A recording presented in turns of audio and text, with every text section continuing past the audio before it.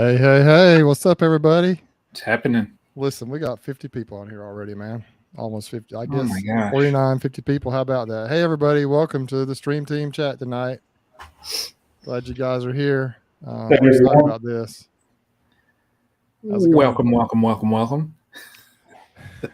Hey, when you guys come in, if you would just kind of tell us where you're from. I know we got people in here from all over the country and even maybe all over the world. And so we really appreciate you guys joining us. And we have a treat tonight. I'm first time Gus, I actually kind of met you, I guess. I may have met you at the Hive Life. I think I did. You may have talked to me a minute there, but then you came on briefly on one of Greg's pop-ins, and I started watching your videos, man. And you got some good stuff going on. But I did want to mention before we get started, Greg is super busy. He's probably elbow deep in bees still. He's going to be at it maybe even until after dark, which we were just talking about that with Gus. That's not very much fun sometimes, but he may be able to pop in, check in a little bit later on. Maybe not. I don't know. He's just real busy right now trying to do what he's trying to do and out there at Nature's Image Farm. So hopefully he'll be able to make it for a little bit. If not, then that's okay. I think everybody on here that has bees, and even those who don't understand that, sometimes you just can't. Family and business come first. And so hopefully he'll be able to make it. But if not, that's okay. We totally understand. Yeah. So looking at their schedule. So let me introduce Gus Mitchell here. Gus, welcome aboard on the Stream Team call tonight. I've been looking forward to this. The thought came to my mind a few weeks ago to have you on here. And I reached out to Gus a few days ago, and I think you're excited to be here. He jumped at the opportunity, and Yes, sir. man, you got some great knowledge for us. So I guess start off with Gus. Why don't we tell you a little bit about where you're from? Tell us your story, how you got started in bees, and just kind of what you're doing out there. Well, I'm from Southwest Virginia. It's the mountains right on the Tennessee-Virginia border. My wife, she was from the Memphis area, and about 7 years ago, we moved to the Memphis metro area, and I brought some bees with me, and they just thrived out here and did really well. I was working in the oil field at the time, 2 weeks off, and I just started growing my business here. And from there, it just took off. I built a small honey house and classroom over in West Memphis and uh, do some private lessons, cater to the public as well. I'm a newly inducted member in the Russian Honeybee Breeders Association. I Oh run wow. 250 to 300 colonies, depending in the summer. Focus a lot on comb honey production and nuke sales. Good stuff, Oh man. So wow. now we talked. Actually, I called Gus. I think it may have been Saturday. I'm not sure what day it was, but I just wanted to talk to him for a second, and we just had a long conversation, man. It was just he's just so easy to talk to, and just doing some real cool stuff. And I really enjoyed that. I think from watching Gus's videos and talking to him briefly, Gus, I think you take a little different approach. I think we all do in our own way, but you got some really unique ideas and ways of doing things, and we may talk about a few of those here tonight. So, West Memphis, is that actually in Arkansas, or are you still in Tennessee? That's actually in Arkansas, but there's a Okay. couple of my bee yards you can stand on the levee and see Tennessee on the other side of the river. So I was I was listening to I guess a little bit of the live chat last night with Bob, Walker Bee Ranch, and he was talking to Ian Stepler, and Ian was talking. I guess Ian just lives just north of the Canadian border. I didn't realize how close he was to the United States, but he's talking about how some Yeah. people bring those bees right up on the edge of that border. And so he was kind of joking about how those bees are foraging on Canadian flowers and nectar up there. So you're kind of doing the same thing. I assume the bees go across the river. they do, but they really don't have to. See, on the Arkansas side of the river, it's a little more expansive than on the Tennessee side as far as agriculture and um, the bayous and the sloughs and everything, the way it runs in through there, the wetland areas. You got the bluff on the Tennessee side, which is a little bit steeper.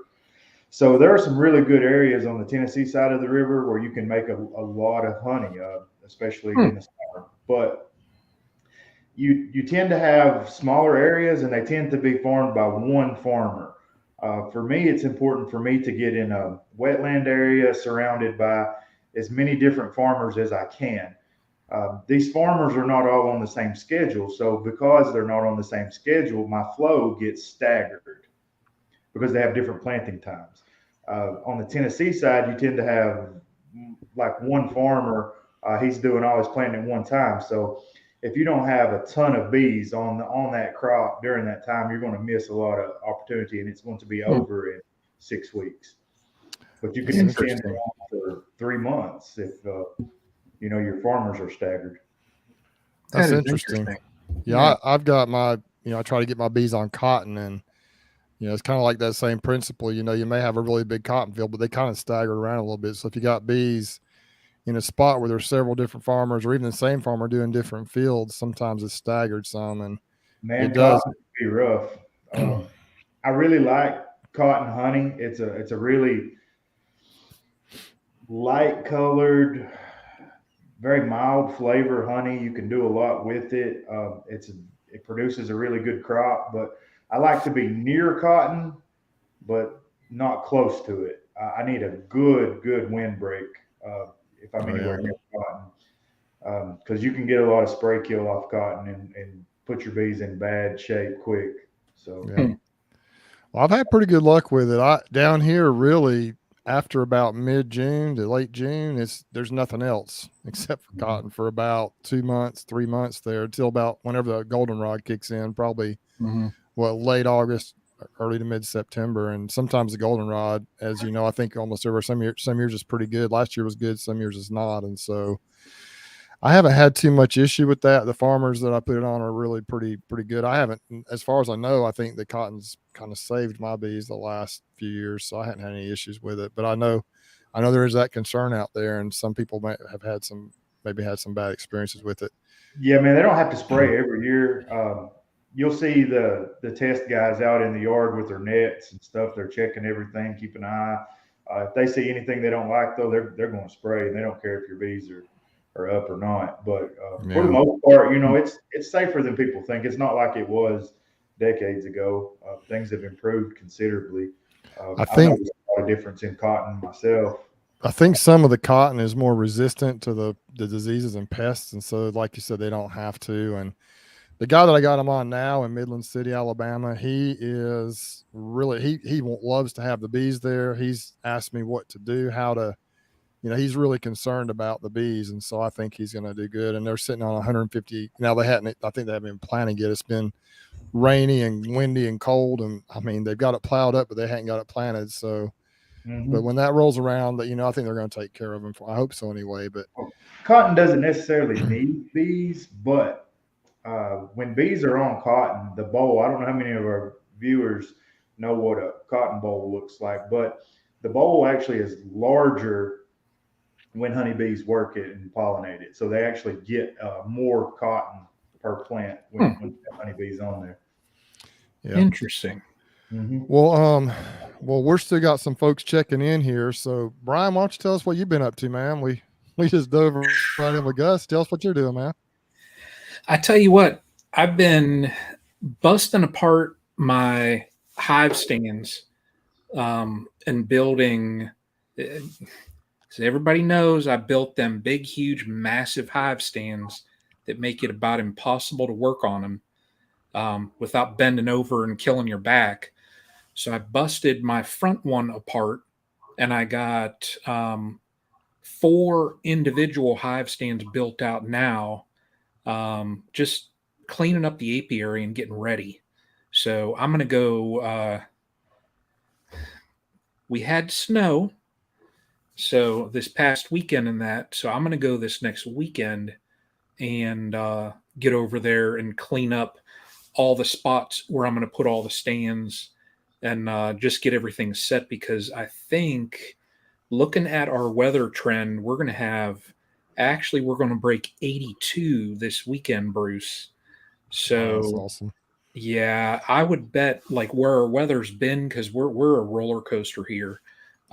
We had what 2 days ago, we had an inch of snow on the ground up here. So, and now we're on like a pretty good warming trend. So I would bet, I've been telling everybody, I bet when I crack open my hives the next time, I'll start to see cells. So I just want to get everything ready just because I'm on that short timeline too when I got to start traveling for work again. So I want to make sure I have everything ready so that it's just, boom, boom, and get it done. So what's snow? Yeah, come to Ohio if you want to see what snow is. I'll tell you, man. I mean, and I just make fun of you and Greg Oh, relentlessly I about know. it'll be I know. 75 degrees and sunny here in February, and up there they're in about 3 Yeah. feet of snow. But we have had and I have to say down here, and you might be in this situation a little bit, Gus. It's just warmer, it just is. It's because we're in the South, and Yeah. for us to get snow or even cold weather, later on in the Mm. spring, what we consider cold is weird. And we've had some weird, like a little bit of cold snaps by our standards. And we've also had we even had a freeze later than usual that really kind of put my bees in trouble a little bit. I think we had to, the food was gone. Just gone in one location. There was no food in the hives. I actually happened to have some Hive Alive fondant and a little bit of pollen. The Oh, pollen wow. wasn't the issue as much as the carbohydrate source, the sugar source. I put that fondant on there. I think I saved a bunch of them, but then we, and we've had a little cold snap here, a little cold snap there, and then it's been so windy. I can't remember it ever Yeah. being this windy, this consistently. And I Yeah. think you mentioned that, didn't you, Gus, about the windbreak? Yeah, man, I really try to make sure I have a good windbreak at all my bee yards. It's a must. If I have a site and it's got everything else going for it, but no windbreak, then it's a no go. What's the reason? What's the reasoning behind that? Why do you do that? Because I am in an agricultural area, their drift is real. So if a farmer's spraying, he might have to spray when he can, and he's not going to pay attention to wind. Now they're not supposed to spray when the wind's blowing, but they do, and you can get carried for miles. So a good windbreak, those trees and shrubs and bushes will take on a lot of that before it gets in there and causes you any trouble. Also, it helps in the wintertime. It helps with overwintering, when they got a windbreak to keep those cold winds from just whipping around the hive and robbing all the heat out of it. Yeah. Just think it Makes helps a lot. sense. Also, it tends to hide your apiaries as well from people that are being nosy or Yeah. want to snoop. Well, I dropped mine on this cotton field, and they're off the cotton field just a little ways, but man, I just had no idea how windy it was going to be out there. And I don't, it's not windy like that much here. It's just been an unusual year. It's just like we've had these little fronts move through, had some just torrential downpours, like a lot of rain, and then just the day after, it's like the temperature drops some, but man, it just blows. Like stuff you hear about in other places. It doesn't. You have occasional day here or there, but my word, it's been just crazy. Yeah. So I don't know. Hopefully, this has been just a very strange year down here. Our flow. You guys have privet up there, don't you? Oh yeah. So our privet is just starting to bloom, and normally we're in it pretty good by now. So we're just a little behind on everything. It's been strange, but We're a good couple weeks behind here. We've had lots of warm weather, but the problem is it's just very unproductive weather because we have days like today where it's just in 50 degrees, which 50 degrees is warm. You can work bees, but those plants are not producing nectar. So the bees are building up, but they're starving. I'm having to feed twice as much this spring to keep them going. These cooler snaps, you got to be careful making your splits, or you end up with a bunch of chilled brood. yeah, same thing here. Maybe not to the extent as you guys because you're up north of us, but These very winds, similar. and you got to have some calm weather to get queens mated. Mm-hmm. True. Well, I was talking to Yeah. Jose. I got some queens from Jose, the California beekeeper, Uribe honeybees out there, Uribe honeybees, and they were having issues with wind out there in California. He's like, man, I hope, he's worried about that. I think I was talking to him about, I was talking to somebody about that, and he's just concerned because, they're selling thousands of queens, and he was really worried that, that maybe he was really worried about the wind. And so hopefully it all worked out. The queens I got from him, they're beautiful. They're doing good so far, and we'll see how they do down the road. Yeah, I was going to ask how those things are doing. How are they looking? Put them in last Tuesday, so they've been there. This is, I guess, the 8th day. Mm-hmm. Went in on Monday, and I'm going to try and get a video out on this. And they're just, I think one of them, for some reason, when I did the splits, the queen didn't end up below the queen excluder, and I ended up with the queen, one of my original queens in there. She had a white dot on her, so wasn't one of his. So I'm sure that she murdered that queen when it came out. But the other ones, I think it was 100% take, except for one of them. There were just a few eggs. I'm not sure if it's going to be a strong one. Maybe it will. Maybe she got a little slow start, but put them in Tuesday, checked on them Monday, so 6 days later, and they were starting to fill those colonies up already with eggs. Good. At least a couple frames of brood already. We were talking about windbreaks. Jim Hamby asked, would stacking square hay bales be okay for a northern windbreak? And yeah, man, sure would. At my classroom, I built a L-shaped picket fence around my class hives. So anything you can do to keep the wind off of them is going to be good. Yeah. There's people. Go ahead. There's people that do that with the hay up here in Northeast Ohio. So you'll see that. Yeah, I've never worried too much about that because we don't have that big of an issue down here. But I know in some areas it can be just nasty, along the plains. And if it's wide open spaces and it's a windy area, I know it can be just brutal with the wind. And so I think that's important in some areas. I had a bee yard, Bruce, off of a little lake, and it was a cypress lake. And the branches come all the way down to the bank up close to the hives. I never had any problems. Farmer come in with one of those bush hogs that you turn up this way, come through, cut all the branches off the sides so that the wind could just whish just right across the water. I had higher than average losses that next year because of that, and I think it was because of the cold, the wind going across the water. I don't know if it was damper wind or whatever, but just the way that it blew right up on the hives like that, I saw a big difference, and that was about the only thing that had changed. We got a question here from Dave Shern. I know you're a queen producer as well, Gus. What do you think about this? 18 days after removing the queen from a hive. If you've gone 18 days, your math is wrong or the larvae is dead. That makes sense because it's 16 days from egg being laid till they emerge, right? Right. Okay. Now, granted, you can fool around with the incubator even during the summer. If it's really hot, she's going to emerge a day early. If you got it a little bit cooler, she might come.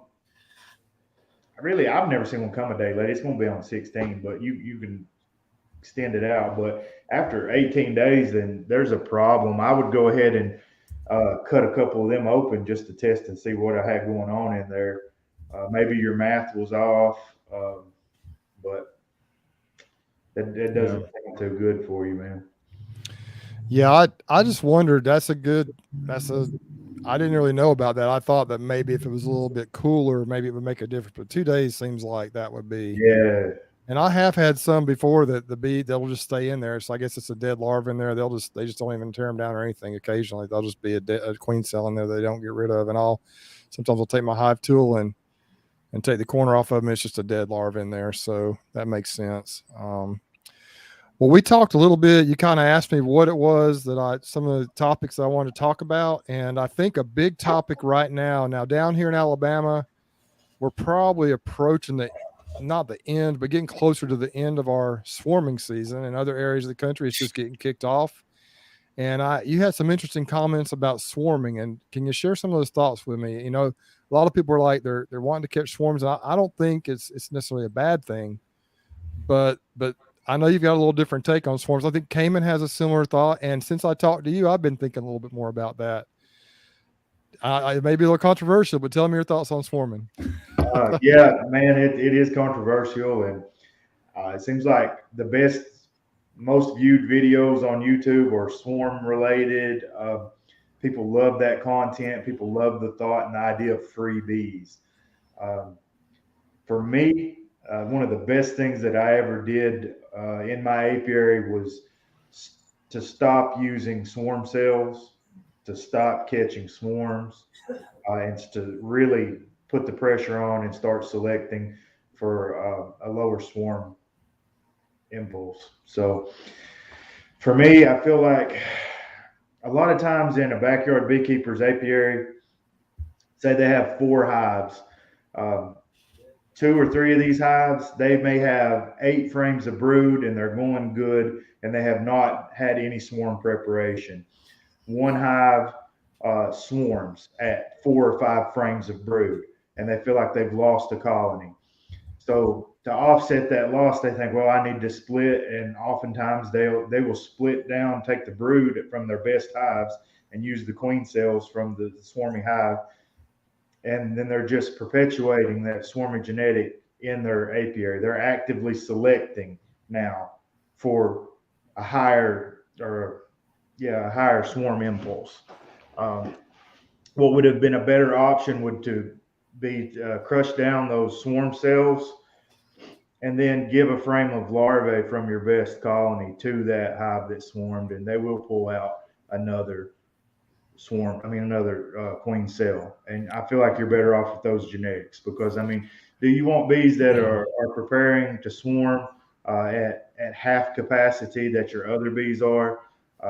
It's very important to have consistency in your apiary, especially if you're trying to run any number of colonies. You need to be efficient with your time. And to be efficient with your time, you need consistent bees because you need to be able to do the same things, do the same managements, the same techniques to these colonies so that across the board, you can just go down through there and manage it as a yard, not individual colonies. I like that. And that's been one of my biggest frustrations with beekeeping is that it's hard to be consistent. And so that's kind of what I'm looking for a little bit with these queens. I got 2021, I think, from Jose, and then another guy here locally he's been telling me about his queens for a while. They're gentle genetics, and I hope they're not very swarmy either. I think they got a high carniolan, genetics. But let me on that, Bruce, if I can. Sure. So you can buy queens that are representing a lower inclination to swarm on you, but your selection process as a beekeeper is what's going to change that year to year. And you can also change that in your colonies by selecting. It's a selection process. It's not something that you can buy. So you buy queens from Jose and they do really good, but you still continue on using your swarm cells and selecting the swarmier stock from there, you're going to end up in the same situation. Whereas, you could make them have a lower inclination by selecting for that. I agree.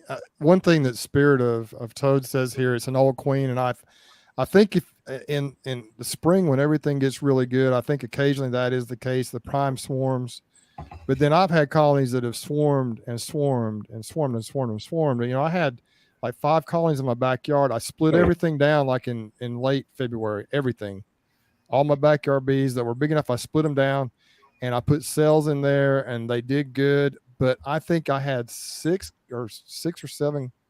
Well, I had like 4 or 5 colonies that could have swarmed because the rest of them had brand new queen cells. They weren't able to swarm.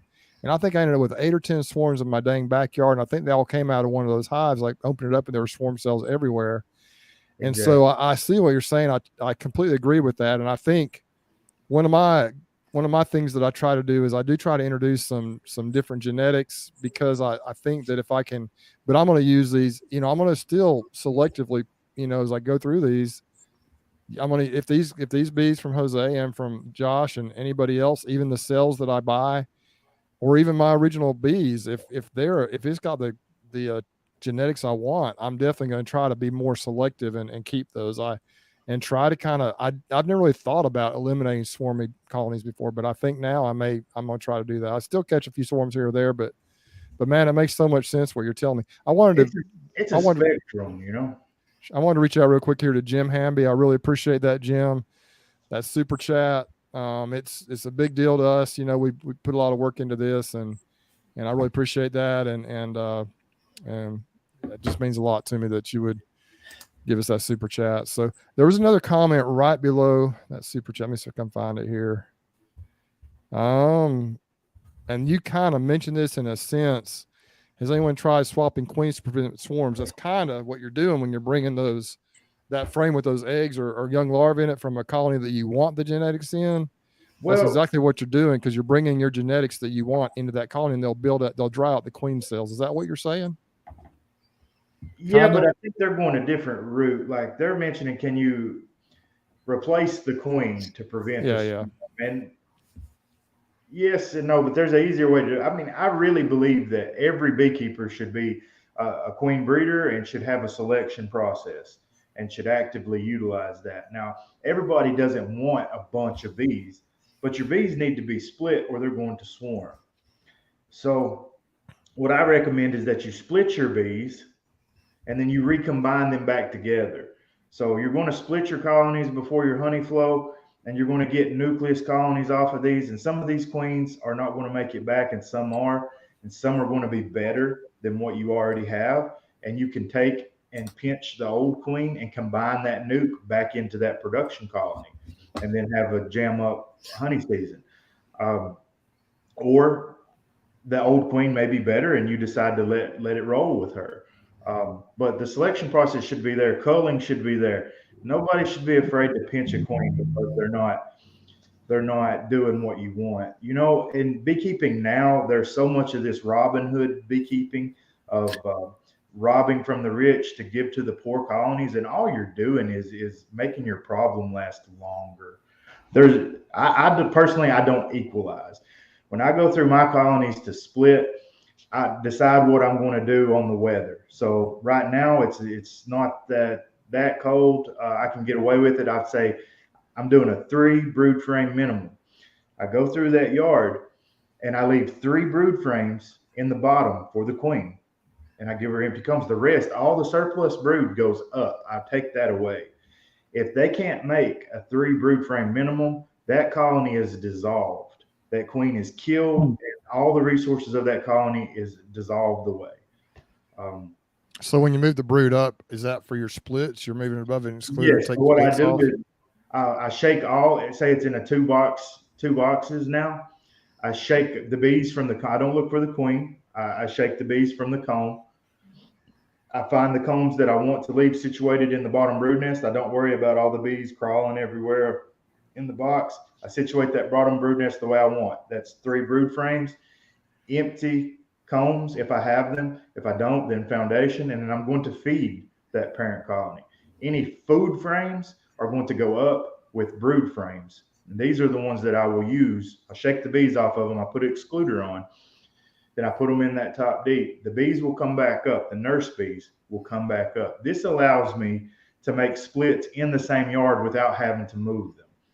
I can then not have to worry about drift. I have nurse bees on these. I can set them off in the same yard if I want, or I can move them. It doesn't matter, but they're going to stick to those brood frames. So give me about 2 days. I come back and I go like an assembly line with my nuke boxes. I'll take 2 frames of brood and a frame of food, 2 foundations, go down the line. Some boxes, like today, I was doing that. I had some really booming boxes. They gave me 6, 7 frames of brood, but I had some that gave me 2, you know. Sure. But the ones that gave me 2, they can live another day. They'll be production colonies. They'll get a mark, and I won't be pulling a queen from them, but they can fill a spot and they can make me some honey. The ones that can give me more than I want, like there's a couple of them, you know, I pulled 7 frames of brood up off of them. So they're borderline too broody for me. I don't want them these are bees that will starve to death or are on the brink of starving to death if you keep perpetuating that way. I try to select for frugal colonies that overwinter easily. Because I have Russian bees. I'm not doing pollination. I'm not trying to have bees busting out of the top of the hive in January. So I Yeah. know I'm getting off on a tangent. Let's see what the No, question here's was. a question. This is kind of going back on what we were talking about a few minutes ago. When you're new to beekeeping, how long should you wait before trying to raise your own queens? There's a lot to learn. you know what? It's all about fun. Try. And if she's no good, kill her. Give it a go. Just don't abide inferior queens in your apiary just because you raised it or just because you want to have 6 colonies. It's about what those colonies do. If you got 6 colonies and 3 of them are garbage, combine them things. Combine them back into the strong. And when you do that, you're going to be able to split those back off double, much faster than that other colony that you keep bolstering with the resources from the good colony. It's never going to be anything. But you give the weak one to the strong, and they're going to give that back to you twofold at least, and much, much quicker. Awesome. Let me just give a shout out. We got a bunch of people just checking in here. Familiar names, maybe some that aren't so familiar. We just appreciate everyone being on here. I know that I've had one person. I'm from Southeast Alabama, Dothan, Alabama, and Grammy's midwife, suburban homestead. That's Lisa up in Ozark. I've never met her in person, but she's on these chats religiously. Thanks for coming on, Lisa, and so many other names. There's no way I can name them all, but we just appreciate everyone for being on here. I see Larry's, Bob's on here. I mean, just a lot of people. Jonathan Bennett, just so many people. So we really appreciate you guys for checking in on these Wednesday nights when we do these chats. I had a question, Gus. Oh, I was going to ask you, you mentioned you were talking about how you do these splits. Now I did a similar thing. If you saw my last video I put out, the pollination bees that I had, I've got them in a deep and a medium. When they got back from pollination, most of them are packed out. They got the honey on the top, the almond honey, which is I don't think is good. I'm not going to try and sell that locally. So I just reversed those boxes, and the bees, people said they'll swarm. Well, they didn't. They were fine. I reversed them. I gave them space. I mixed the brood. I put the top box, which is on most of them was a medium. Some of them weren't. Some of them were set up the other way, but I put the medium on the bottom, the deep on the top. And then I put another deep on top and put some brood up there and let the bee give them some room, to give them the brood space, some room, because they were really crammed in there. I was afraid they would swarm. They were packed in there so tight. And so gave them a couple of weeks, I think 2 to 3 weeks, to kind of build into that new area. And I was telling you earlier about the weather. We just didn't have a lot coming in, so they didn't grow like I thought they would. But I went back a week and a half ago on a Saturday. Justin helped me, and we did pretty much the technique you're talking about. Shook all the bees, made sure there was some brood resources in that top box, shook everything below the queen excluder, took the top deep off actually a few hours later, and they were had plenty of bees in there. Moved them to this new spot, and then I put queens in them last week. I guess my question is, in your technique, you talked about pulling everything except 2 to 3 frames of brood out of that bottom box, not leaving a lot of resources down there, and then feeding those donor colonies. What do you do? So you're going through and you're just pulling. Looks like I'm frozen up a little bit here. You're going down and you're just kind of pulling what you need for each nuke. So you're not. It's okay, and I think I know the answer to this question because I've seen Bob Benny do it. I've done it myself. What you're describing is there is no issues at all. There are no issues at all usually with mixing nurse bees together, right? Oh, when you put them in that new colony, because nurse bees aren't going to fight each other. You're going to get better. You're going to get better queen and cell acceptance from the colonies that you mixed.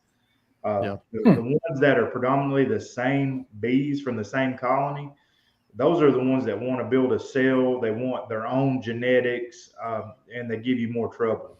The ones that are mixed, they take foreign genetics or a foreign cell or queen much, much easier. And they kind of just have to figure it out. They are even more desperately queenless probably at that point. So, and they also, it's kind of weird. I don't think that they're as cranky. Are they typically when you mix them up? It seems like they just kind of get along better. It's kind of strange. No, nurse bees generally are really good. Like, look, if you've moved your bees up and you pop that lid and you're coming back after you've done moved them up and then they fly everywhere, those ain't nurse bees. Your nurse bees stick to the comb. And in that case, sometimes it sucks, but you just got to do that way. You don't have the right age bees in there. You may have to shake bees into the nuke boxes and take them out of there. Those aren't nukes that you're going to want to leave in the yard because you're going to get drift back to the parent colony. If they're truly nurse bees, then you won't have any problem with it. But yeah.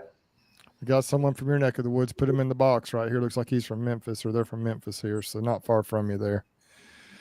Well, Well, cool stuff. And then when, like, say you go through a yard, and this is, again, trying to wrap my brain around this, and maybe some other folks have thought of this too, maybe not, but you go through the entire yard. Say you've got, let's just say 10 colonies. I know lots of times you have more or less or whatever, but if you're using 10 frame boxes and you got 10 colonies, that's 100 frames in those top boxes, right? Whatever the frames are. So do you always use all those frames? Do you just put them somewhere, or what do you do with the ones you don't use? So for me, I leave frames out on the sides because I believe I get more bees clustered up on those frames that I need to pull for the nukes, because we're looking at like 2 days max. These ain't staying up here long. Sure. So they're not going to build, a bunch of crazy comb or anything. So I leave them gapped out. If I don't have a lot, like the ones that give me 6 frames of brood, I might put a frame of food on the outside, but the ones that are smaller, that couldn't give me much more brood, I'll put foundation beside of them, so that I can, because I'm putting foundations in my nuke boxes. Any empty drawn combs that are extra, I don't put those back in there because I don't want to have to double work and shake the bees off. I'll just set those beside the colony, or I'll put them in a deep to move to the next yard, because those are resources that I need to give back to these laying queens. Any queen that I have that is laying, if I pull a frame of brood out, I want to give them a frame of drawn comb back until I don't have any more left. So you try to fill those bottom boxes up with drawn comb? Yes. So she'll have a place to lay. It's easier for them to do the work they got to do. I'm gonna pull round 2 off. Okay. Okay. About a month, I'm gonna go for second round of splits. So when you do a split, once again, you use nuke boxes. You go 2 frames of brood, a frame of food, and then 2 frames of foundation typically. Yes, sir. And then you drop a queen cell in there pretty much right away once you pull them, right? You can. Mm-hmm. I set them up. I wait till I set them up, though. If I'm going to move them, I put the queen cell in after I get there, because sometimes you don't want them.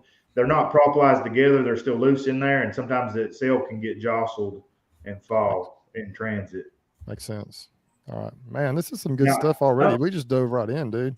It's sometimes, awesome. Like recently, I don't have a feed frame to give them, and I have to actually feed the nuke, and I really don't like doing that. But sometimes we got springs like it is now, and I didn't have any feed frames for them, so I had to feed them with quart Ziploc bags. They fit down in a jester box. You can put two in, and just use them like a quart feeder. Give them a couple clicks with the razor blade, and they'll suck it down real quick. Thanks, James, for the super sticker. I appreciate that, man. Thanks for checking in tonight. Man, this is so much fun, dude. 121 already. So we're really hitting a good number here. I guess it's amazing. When I announced who was coming on, I had some good comments. People are watching your channel. They really like what you're doing, man. I appreciate that. I've been beekeeping for a while, and I thought me and Cayman's been buddies for a long time. I remember when he was thinking about starting a channel, we talked about it, and I was like, man, I ain't going to do that. I don't have time for that. But going through the Hive Life Conference, you realize that it's important to be recognizable, especially if you're trying to do different things. Like for me, in my operation, I'm trying to have an agritourism type venture started up.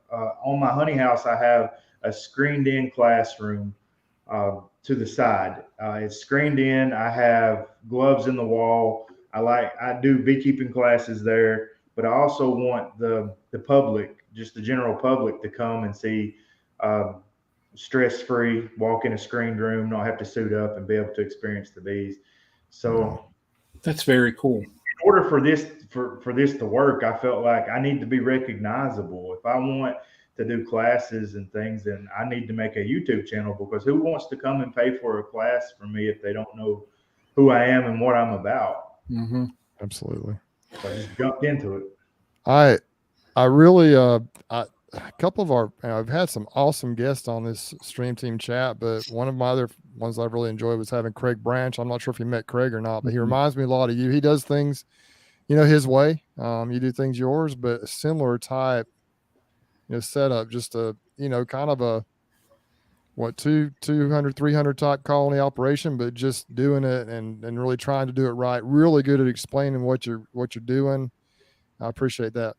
Brian, as a hobby beekeeper, do you have anything you'd like to ask us? I mean, I've just kind of dominated this conversation here. Why don't you jump in here and ask a couple of questions, man? I'm just taking it all in.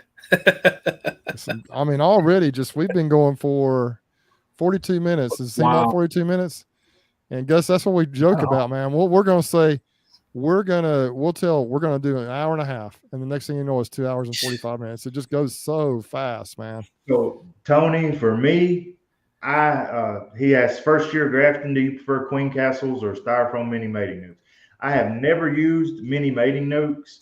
I have a good buddy in Hawaii, Zach Conselman, and he ordered a bunch and he really didn't care for them. If he, to me, he's my queen rearing idol. If it don't work for him, then I ain't trying it. As far as queen castles go, I despise them. I really despise. Yeah, I am a hillbilly. I'm from Southwest Virginia. I don't like queen castles. The problems I have with queen castles is virgins going back to the wrong holes. I've tried it out with long hives, partitioning them off. I've done it that way because I thought it would be cheaper for me that way. It was a cheaper build, but I just, even alternating the holes and things, I had problems with virgins going back to the wrong holes. So I like 2 side by side. That's as much as I do. I don't like 3 and 4 and all that. I've tried the 4 compartment. I didn't like those. I really just like 2. For me, 2, my early nukes are all in jester boxes. So when I do a jester box, I spray paint the fronts different colors, and then I stack them out. I put one entrance is here, and the entrance is here. So they sit offset. So they don't climb around on the other one, get stuck. They got vent holes on the back. That's why I offset them. If you put them side by side, this has got vent holes on the back, and this has got a door. Well, she can fly. She'll get stuck on that vent hole, and then they won't her, and they'll come around. So I set them back from each other, and that helps with that. I find having them off the ground a little bit helps with bugs and things. Man, everything wants to eat a queen bee.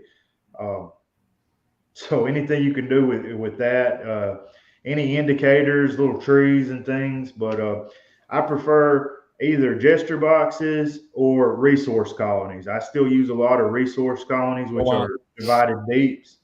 I use 4-frame mediums, which is the same thing. That's how I like to do it. I've used those resource hives, and for someone like me, where I can't get into them as often as what I should, I always end up with problems with those things, and they're swarming, and because you're only running 4-frame boxes, and when you can't check them sometimes for 2 weeks, yeah, I'm I run into problems. Answer Larry's, and I want to talk about resource hives. Yeah, man, they can get pollen bound. They sure can. Some bees, like I like Russian bees, and they're real pollen hoarders. And you can very easily get that queen plugged out, just the same as honey or pollen, and it can be a real problem, man. You just have to figure out something to do with that. But on resource hives, so I talk about comb. You need comb. Everybody needs comb. I talk about putting this drawn out comb back in. Where I get the majority of my drawn comb is from resource colonies. I try to run a few. Up to half a dozen in every apiary. And what I do is I have them pulling me comb all summer. I hate extracting deep combs, but it's just something I got to deal with. So they'll pull them combs out and fill them full of honey. I bring an empty deep, and as I go through the resource colonies, I'll fill that deep full of drawn out deep honey frames, and I put them on a production colony just with their other supers, so that when I pull honey, I take it off.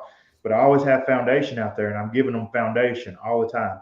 When I extract those deep combs, they don't go back to those resource colonies. They go out in the bee or out at the honey house, stacked out on a pallet for the bees to finish cleaning them up. But they'll not go back on bees that year. Those will go on bees in the spring when I need those drawn combs. So it's really important for me as a beekeeper to have plans to get more and more drawn comb, not just that it's accidental or counting on dead outs, because I want to have less and less dead outs every year. I don't want to think, oh, I'm going to have dead out comb. I don't want none of it. But it's important to have a plan to get your deep combs drawn out, and nothing will draw comb out better than a nucleus colony. I know some people may say, "Oh, a swarm will," or whatever, but a nuke is motivated. They want to grow, and they need workers to grow. So they will draw you out beautiful worker combs. Large colonies tend to want to mix that drone comb up in there and pull stuff out different, everything, because they're already large. They're already at that threshold. What do they want to do? They want to reproduce. A nucleus colony wants to grow. So that's why I like to use resource colonies to get more and more drawn comb. So Gus, define exactly what your definition of a resource colony is. I think you kind of did, but kind of. Well, Michael Palmer has a setup of a divided deep. It's a 10 frame deep, and it's divided down the center. It gives you 4 frames on each side. Then you have individual 4 frame nuke boxes that you stack on these. The good thing about these colonies is that they fit inside a 10 frame footprint. So they take up the same amount of size. You can use similar equipment. You can put a queen excluder on it, put a honey super on it if you need to, or you can take these off and put them on. Your 10 frame boxes, they're interchangeable. They fit the same 10 frame footprint. If you're phasing out telescoping covers for migratory lids, like I've been doing, those telescoping covers work great on those resource hives because they bind them together strong in the wind. Because sometimes you get them stacked right on up. So they're really good. I like them for that. I like them when I'm mating, using them as mating nukes. Even if I'm pulling them down and using the supers as individual mating nukes, I like that they have separate bottoms and lids, because if I make up a mating nuke and it doesn't take, and I don't get a mated queen from it, these bees are old. Now you can give them another cell and things, but they're really at a disadvantage. If she does get mated, they're really going to lag behind. The best thing to do is, they're already desperately queenless. They're not going to fight with anybody. Knock that bottom board off and stack them right on top of a strong one and boost that new nuke with a good queen with those. And then you can just pull them off later. So resource hive is to me, and they're using spare parts. Like in the apiary, those resource hives, I don't consider them colonies. If I need that queen, I'm taking her. If I need brood, I'm taking it. If I need anything I need, I'll strip it down to nothing if I need to. That's what they're for. They're not for honey production. They're not for anything. They're for resources. I like it. What interesting point. Randall Carter from Carter Hill Honeybees. He's up in North Alabama up here, but he's another YouTuber. He does a real good job as well. I mean, I really like watching his stuff, and he did something kind of just like what you're talking about. I watched a video the other day, and he had a hive that at large, one of his production colonies that went queenless. And he's like, this is what I do. And I've never thought about this before, but he had a really strong nuke, super strong. I think it was a double deep nuke that he utilizes as what you're talking about, a resource colony. He went out and took the boxes, above the main deep on that colony, took the frames in the bottom out. They didn't have anything in them. No eggs or brood because they were queenless. He stuck that nuke right in there, all those frames, put some frames of drawn comb and stuff down there, mixed all the bees together, and then he stacked that joker up. And so he combined the population. There were a lot of bees in there for some reason. Combine that population. And so that joker is going to just explode. And, and it's going to make him a lot of honey. Another great thing about a resource colony is that a laying queen is always accepted. And you're pulling her right out of here, no break or anything. Anywhere you put her, they're going to take her. Especially if they're queen, they gotta be queenless. But yeah, like in this situation, queenless colony, they'll take her. Bruce, I've had I was pulling honey, and I was getting ready to leave, and I found a queen on the side of my truck, and I pick her up, and I'm hot as I'll get out, and I go to the hive that I think that I got her out of, and I put her right in the front, and she walks right in there. And then I thought, oh man, I know exactly where she come from. And I go back. But anyway, long story short, the next time I came back, she was in her right hive because that is where she had mated and flew. They never bothered her. Yeah. Queens don't kill each other. They can't fight. They can't extend their fat in their laying. They can't extend their abdomens to sting. Virgins kill, and the bees don't care about that mated queen. Huh. I never knew that. Yeah, I do know. I did hear. Was it you in a conversation on Facebook, Gus, or something? Maybe it was somebody talking about how a virgin queen within 24 hours of emerging from the cell, you can walk it into a colony and they will go in and they'll just kill that original queen and they'll take over. Have you ever heard of that, or is that something? It was a conversation I was in, but that was another person's point of view. And yeah, I was like, man, I don't know about no, that, but they called them. They called it. What was is that bees won't kill a virgin, but they darn sure will. They'll ball her up just as quick as anything. Try it if you don't believe it. They said within 24 hours. They said I don't know. I'd never heard that, and I was like, man, that's an easy way to replace if you want to replace queens, though. If you could stick a virgin in there, it can work. A cell in the honey super works better. She'll go down. The queen ain't going to go up past that honey barrier.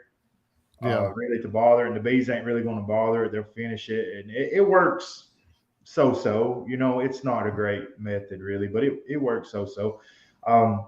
Virgin introduction can be really difficult, and a lot of people have trouble with it. Some people get by with candy introduction, which delays her time even further that she can get out and mate. Some people dip her in honey or various things, and all these methods people have a degree of success with, but there's also, they don't work that great. The best method that I've seen for virgin introduction is to don't put her in the hive, put her on the outside of the hive, put her at the entrance and let her walk in on her own accord. If you'll watch her, sometimes she'll take off to go in and she'll march herself right back out because some bees will chase her. Yeah. So just hang out, and eventually, she'll figure it and she'll walk in. That's the best success that I've had introducing virgins is letting them walk through the entrance. That's what I was talking. That's what I was. I've done that before as well with good success, but I've never just done it on a hive that I knew had a queen in there on purpose. I mean, sometimes I've had virgin queens in hives that I didn't, like we were talking about earlier with the swarm cells. I'm like, what do I do with these things? So I've walked them in. I have no idea if they ever succeed or not, but I may not do that anymore on these swarming colonies. But anyway, let's see how long. We're almost an hour in already. Brian, what do you have for us, man? You've been kind of quiet up there. I know. I'm just reading the last comment there. Jeremy Hale just bought a package with a mated queen and didn't know there was already a queen loose in the package. My very first package I ever bought, I had that situation happen, and it worked out fine. They figured it out. Yeah. Well, when I opened it up, I looked in there, saw the queen wasn't released, and she was dead. And I thought, oh no. And then, it came and just said it happens a lot. I mean, you don't know when they're shaking bees, or, you don't know. And as soon as, I'm looking just to see what was going on, and I'm seeing eggs all over, the frames. And I thought, oh, well, there's a queen in there. And I ended up finding her, marking her. So it all worked out good. Yeah. It worked out fine. So all works out. I've never done those tricks with the virgins. Yeah, I've never heard of those. Fooling with virgins, really. I'd much rather have a queen cell. Yeah. And I've never, like me, man, I was all pumped. Bruce knows I was this year. I was all pumped to get into some queen rearing and all that. But starting in May, I got to travel for work again. So next year. So Gus, go ahead. You're pretty much a commercial guy. You do it full time, right? So what would you recommend? What would you say to, like, we got a lot of hobby beekeepers on here, people that are just kind of getting started, or people, in Brian's situation that's just kind of, his goal is about 10 to 12 colonies and that's all that he wants to do. Any recommendations for guys like that that want to just kind of keep it small? How would you recommend, what do you think? Any thoughts? I think you'll get there. It's important to temper your passion and your bee fever with knowledge. A lot of times we want things and we want it right now, and we spend a lot of money and invest a lot into a hobby, and then we get disheartened by it. Um, Beekeeping is animal husbandry. It is agriculture. They are livestock. They die. They Yep. need a lot of care, and it's a learning curve, man. You got to learn how to take care of these bees. You got to learn how to. You need to learn what they eat, why they eat it, when they need it. You need to learn how to medicate your bees, uh, how to take care of them. So jumping in and buying all kinds of gear and having your bees die out is a good way to just lose all interest in the hobby. So try to temper your that bee fever with some experience.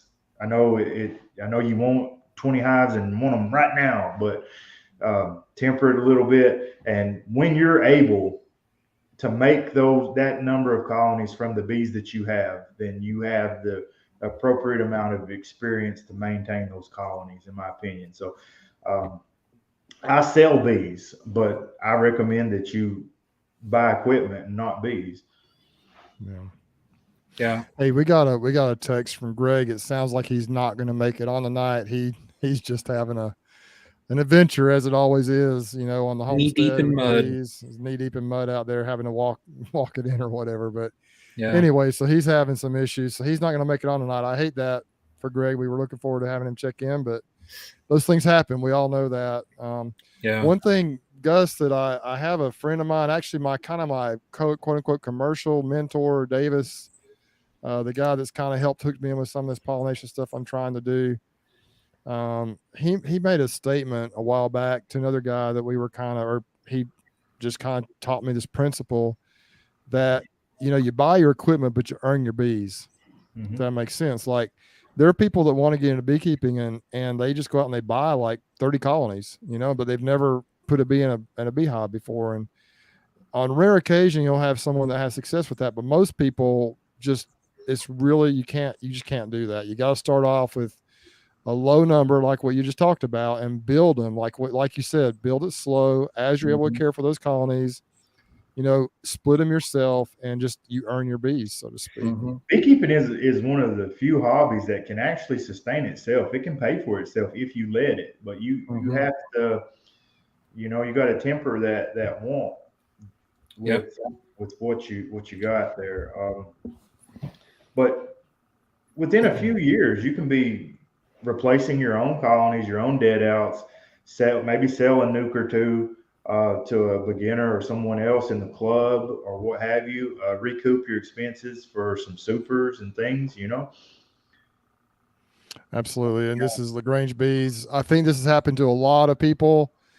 Lost all my hives before the end of my first year, didn't give up, learned where I messed up, and did much better my second year. And that is a story that we all have. I have it over and over and over again. And that happened to you last year, right, Brian? I mean, you just pulled up your, just went back to work. Yep. So yeah.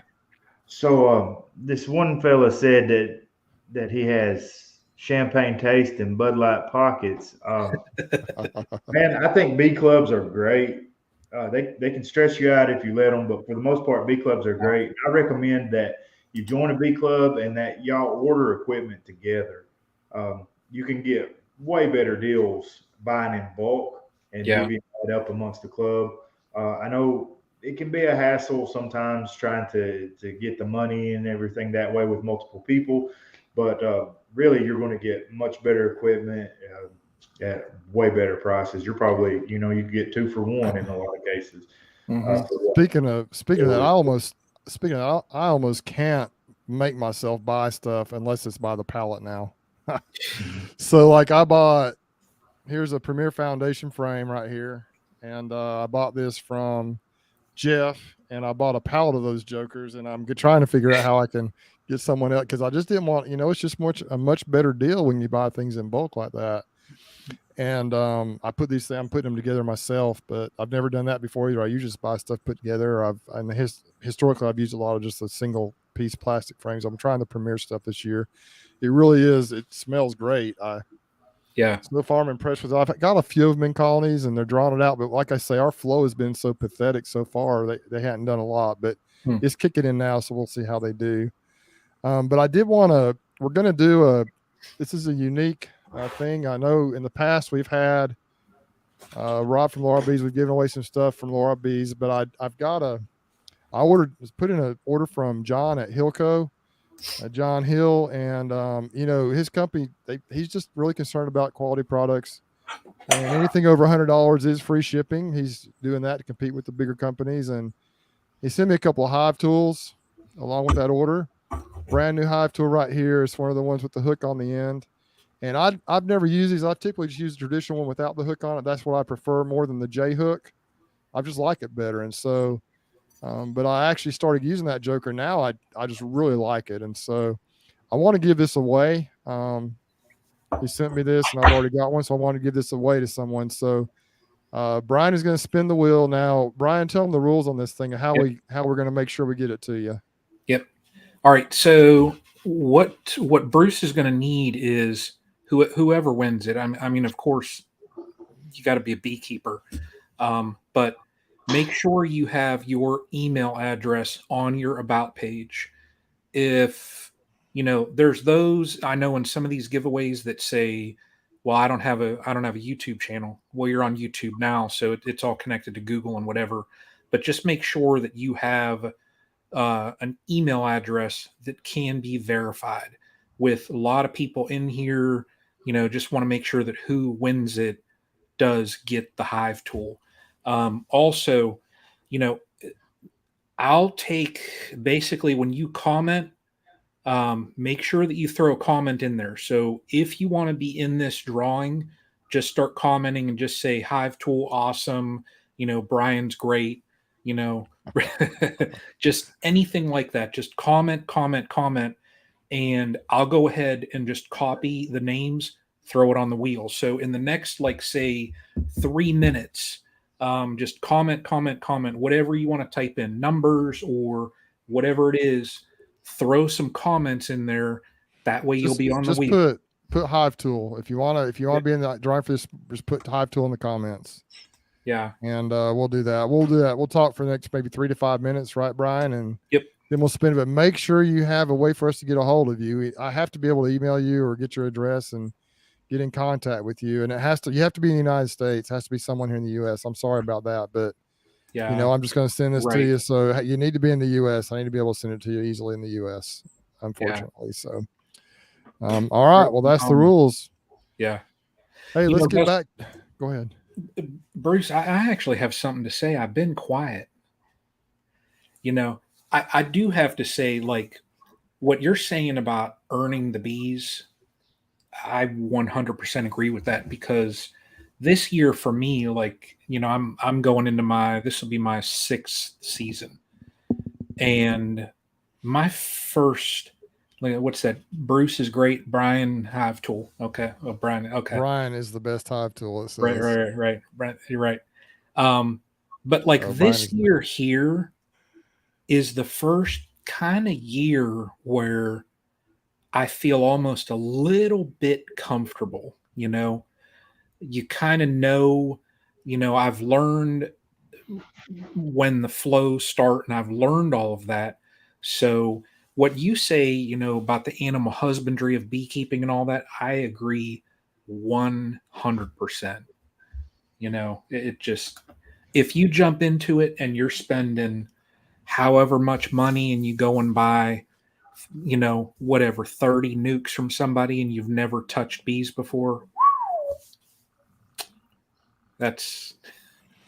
Yeah. And people, I'll say there are some exceptions. Hey, Clint Walters is from Enterprise, Alabama. That's about 25, 30 minutes west of me here. And I've spent a lot of time in Enterprise over the years. So some of the bees I have are kind of between here and there. So that's pretty cool. It's amazing the people you run into. Small world. But I think there are some exceptions. Like if you have a really good mentor, or if you want to buy bees, like commercial guys buy bees all the time. Well, I mean, the big timers, they'll buy, but they know what they're doing. They can buy 100 colonies and turn them into 500. They just know how to do that. But the big time people. But if you've just had bees for a year or two and you say, hey, I want to have 50 colonies, and you just go buy 50 colonies, you know, but maybe you overwintered really good. Maybe, okay, here we go. Yeah. No, go ahead. Go ahead. Okay. Go ahead. Maybe you overwintered your colonies for the first year and you think, man, I've got this thing down pat. You go buy a bunch of colonies and then you can't stay on top of it. You don't understand really how to treat them. Maybe you just had a really good year that year, weather-wise and everything. And then you might lose 80% of those colonies, 50% of those colonies, and it can be devastating for you. Yeah. I guess, I mean, that's true. Is that what you experienced, man? And like last year, I lost probably, I built up, man. I thought I was doing great and I was doing good. I had a lot of honey, did great, my best year ever. And then I had my worst year ever. I lost probably 40 or 50 colonies. I probably a third to 40% of my colonies. I just got behind and got devastated. Well, if you're a second or third year beekeeper and that happens to you, I mean, it's just like, throw up your hands, I'm done, but I've learned over the years that I'm gonna drop back and punt and just do it better next time and try to grow and learn. I'm not gonna give up. But you know how to get your numbers back up now. That's true. Yeah, that's true. And I've started from the beginning. I started with 2 and then 4 that first year, made it increase to 6 through the first winter. And I've grown organically. Now I bought those first few colonies. I've caught a lot of swarms. I've done, I did buy a few nukes a couple of years ago. Maybe it was last year before. Like I lost some and I needed to build up my numbers for pollinations. I bought just a few nukes, but I've only bought bees. Like besides queen bees, I've only bought those original 4, and then those 10 I bought a year or 2 ago. That just from a friend, I just bought some of his. He had some nukes for sale, but almost every, I've been in thousands of colonies over the years of my, thousands of times, not thousands of colonies, but most all of the colonies I've been in that are my colonies, I've built them or caught them or done something through splits or whatever. So I'm always trying different things. So I've learned so much that it's been a great experience. And just from these bee chats like this right here, learning from people like you, Gus, and Ian, and just all the folks we've had on here, man. I've learned just watching your video today. I watched that grafting video. I mean, I learned some things from that. I learned about that new grafting frame that you use, the cell holder, the JZBZ cell holder. I've never seen that particular frame before. I learned something. I know I need to try doing some grafting and creating more of my own queens that way. But so anyway, well, Brian, you think we're ready? I think so. Okay, so once again, you're gonna spin it, gonna get the winner. And then whoever wins it, please confirm in the comments that you want the hive tool, say, yeah, or whatever. And then make sure you can even send, well, we have to have a way to get a hold of you. So you can send me an email to bruce@brucesbees.com. It's on my YouTube channel. But I won't be looking at it right now because I've got a lot going on, but just confirm that you want it and that the email has been sent, if you would. Let's go, Brian. Let's see what we got. I'm hitting it. All right. Who is it?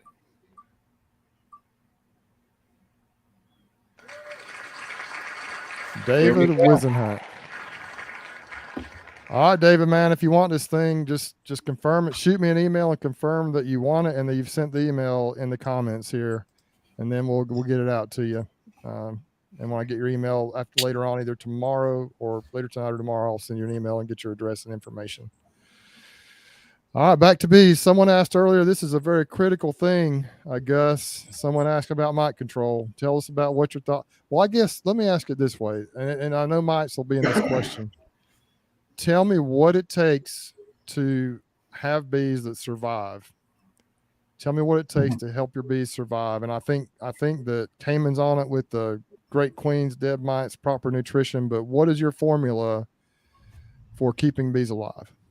So genetics are very, very important. I think you need good mite resistant bees, but it's not a silver bullet.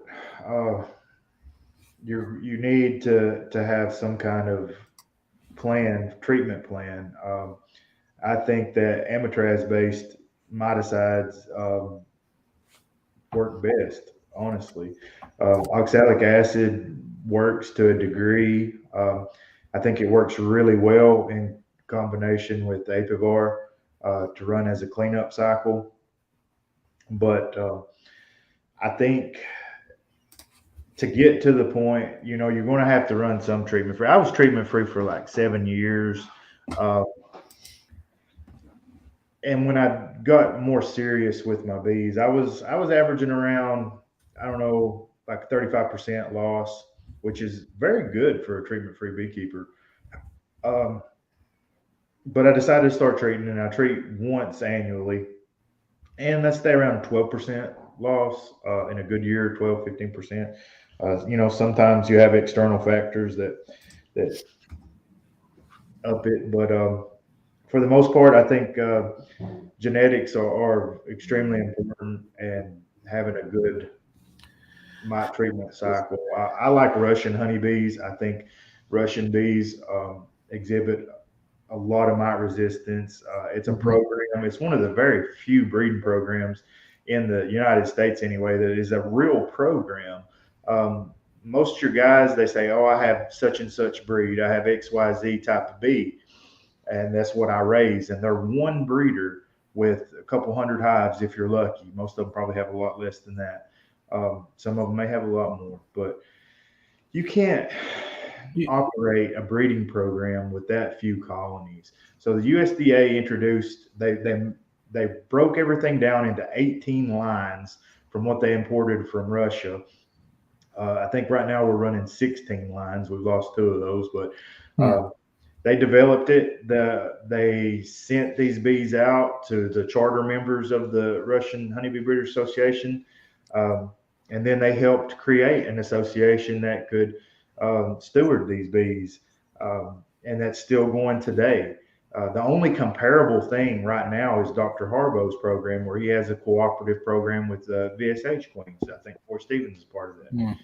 It's a cooperative, and you can't continue to make progress and monitor things the way they need to be done without a program like this. Um, as far as mite resistance in Russian bees, this is requirements to be a member of the association. You have to submit your results. You have to test certain ways. They do DNA testing, of course, but Oh, wow. it's a performance based program. Hmm. Awesome. And what was I going to say? I know I, Russian bees. I've heard Russian bees, and this is what's interesting. One of the topics of conversation earlier was on the swarming, Mhm. and you run a Russian-based bee, but I've always heard Russian bees were more tend to two things. Number one, be more quote unquote swarmy, and number two, be a little bit more nasty, a little more feisty. Tell us about those. What you think about that? I'll address swarminess first. So one of the things that I had to get used to dealing with Russian bees is that Russian bees do more with less bees. So if you're used to running Italian type bees or any other kind of bee, you're used to seeing a population at this level to have this stage in the hive. This is this is when they're at swarm prep, or this is when they're at capacity to swarm. Right here, I'm seeing these bulling over. You got to remember with Russian bees, they do way more with less bees. They will shock you in the spring with how little bee coverage that there will be over full slabs of brood. How they do hmm. it, I don't know how. They're just amazing with that. They make more honey with less bees, so naturally they will swarm before your mindset that is used to Italian bees would think that they would swarm. So I think that's the problem. I don't think that they're more swarmy. I really don't. Um, They're just and more they're efficient. also Just more select. efficient. Yeah. They are more efficient, and they do things with less bees. They winter smaller. They build up really fast, lightning fast. Interesting. So you just have to kind of watch and keep an eye on them. Now, another thing with Russian bees is they keep queen cells all the time. For me, I don't worry about them queen cells unless they're capped. But open cells, they'll have them. They have one in the chamber all the time. They're Huh. really These bees don't hardly go queenless. They always correct themselves. It can make them difficult to requeen with other genetics if you were trying to do that, but um, they're really good about staying queen right. They're really good about surviving in general. I think they're very productive, very industrious bees. They just like to work. Um, and they do more with less bees. So that's the swarming part. As far as attitude ties in as well a little bit with swarminess. So uh, Joe Blow down the road can raise carnies, and this other guy in Ohio can raise carnies. They could be from the same original parent stock, but these are very different bees. Why? Because of selection process. So you have a dozen different members in the Russian Breeders Association. These breeders are going to have different criteria. We have a couple that are large commercial operations like the Coys. They do almond pollination. They do other pollination. They run around 12,000 colonies, I think. So naturally, the bees that they're going to select for in their program, what they like better, are going to be more broody than what me as a stationary beekeeper is going to be selecting for. Um, it all fits within the criteria of the program, but what I'm getting at is it depends on the breeder, not necessarily the type of bee, but who bred the bee and what their selection criteria is, way more than are these Cordovan or are these Russian or are these Carniolan or Caucasian. There is a certain amount of traits that you expect them to have, but it really boils down to the breeder and their selection criteria, what they're selecting for. That's true. Because just watching, I watched a little bit of the video last week. I still need to finish that up with Greg and Corey. They did a video last week in place of I was supposed to be on last week, but Greg did that. It was good.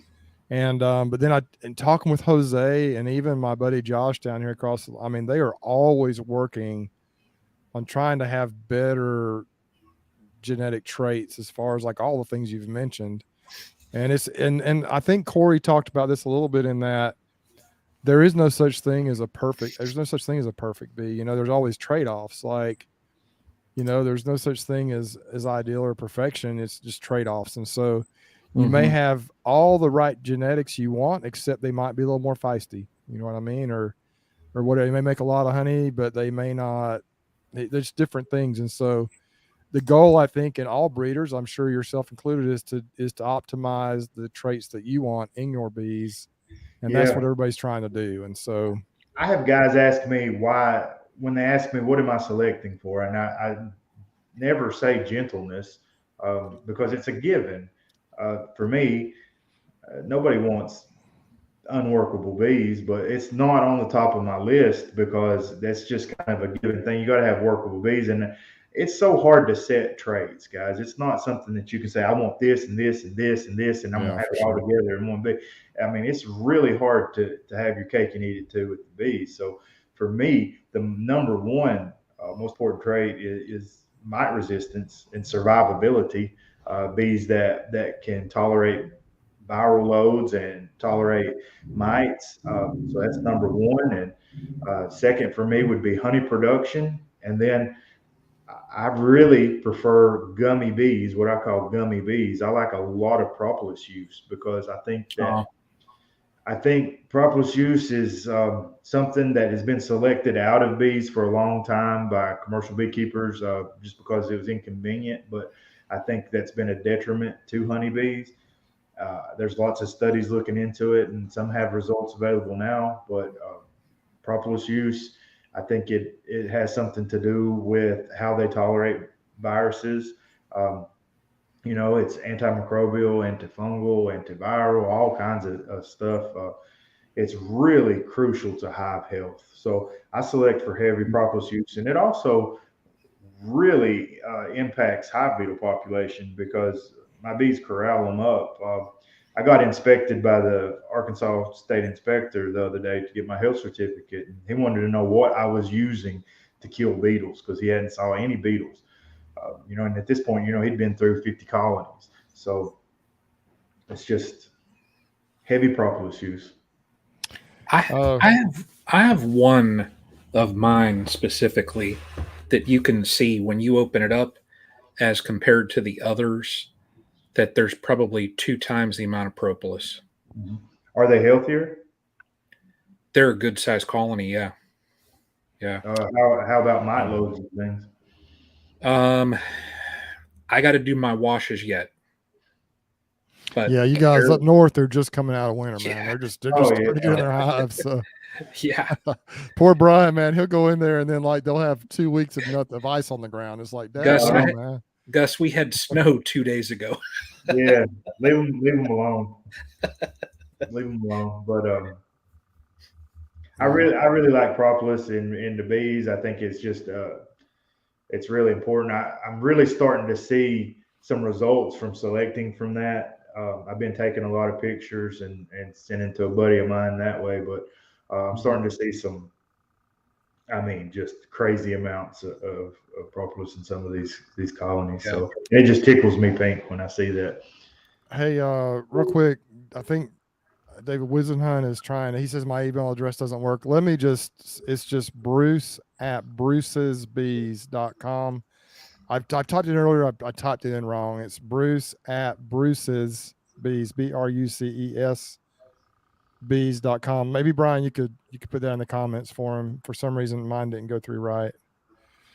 But it's also on my website and the about on my email.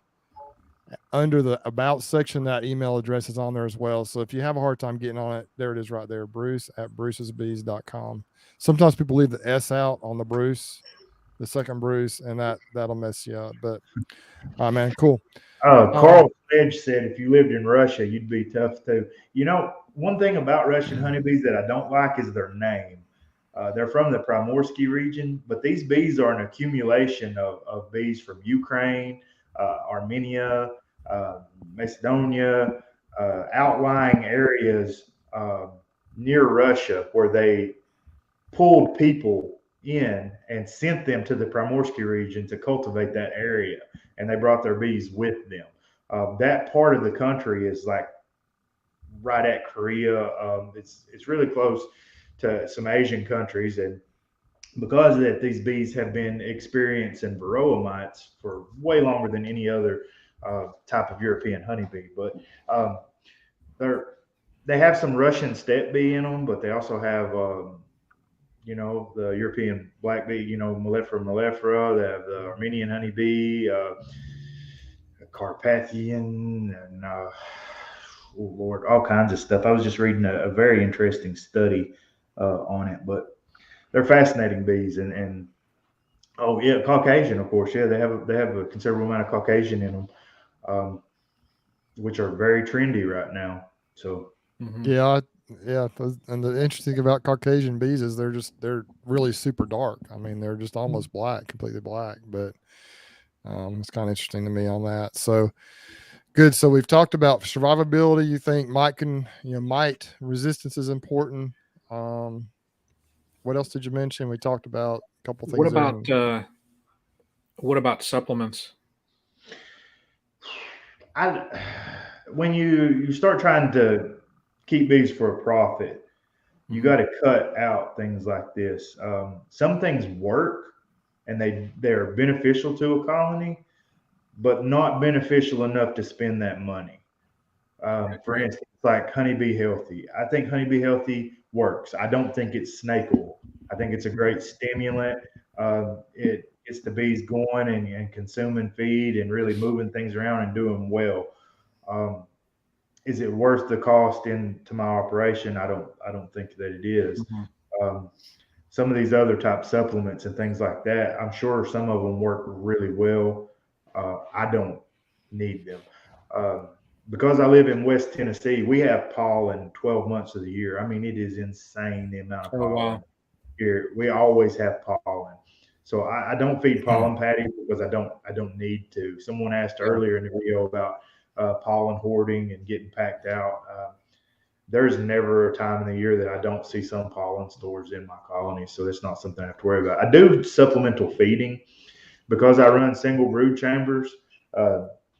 As soon as I get that honey off, they're down in that single brood chamber because of they're set up that way. There's no stores, no food stores, hardly at all down in that bottom. So it's very important to feed them right away.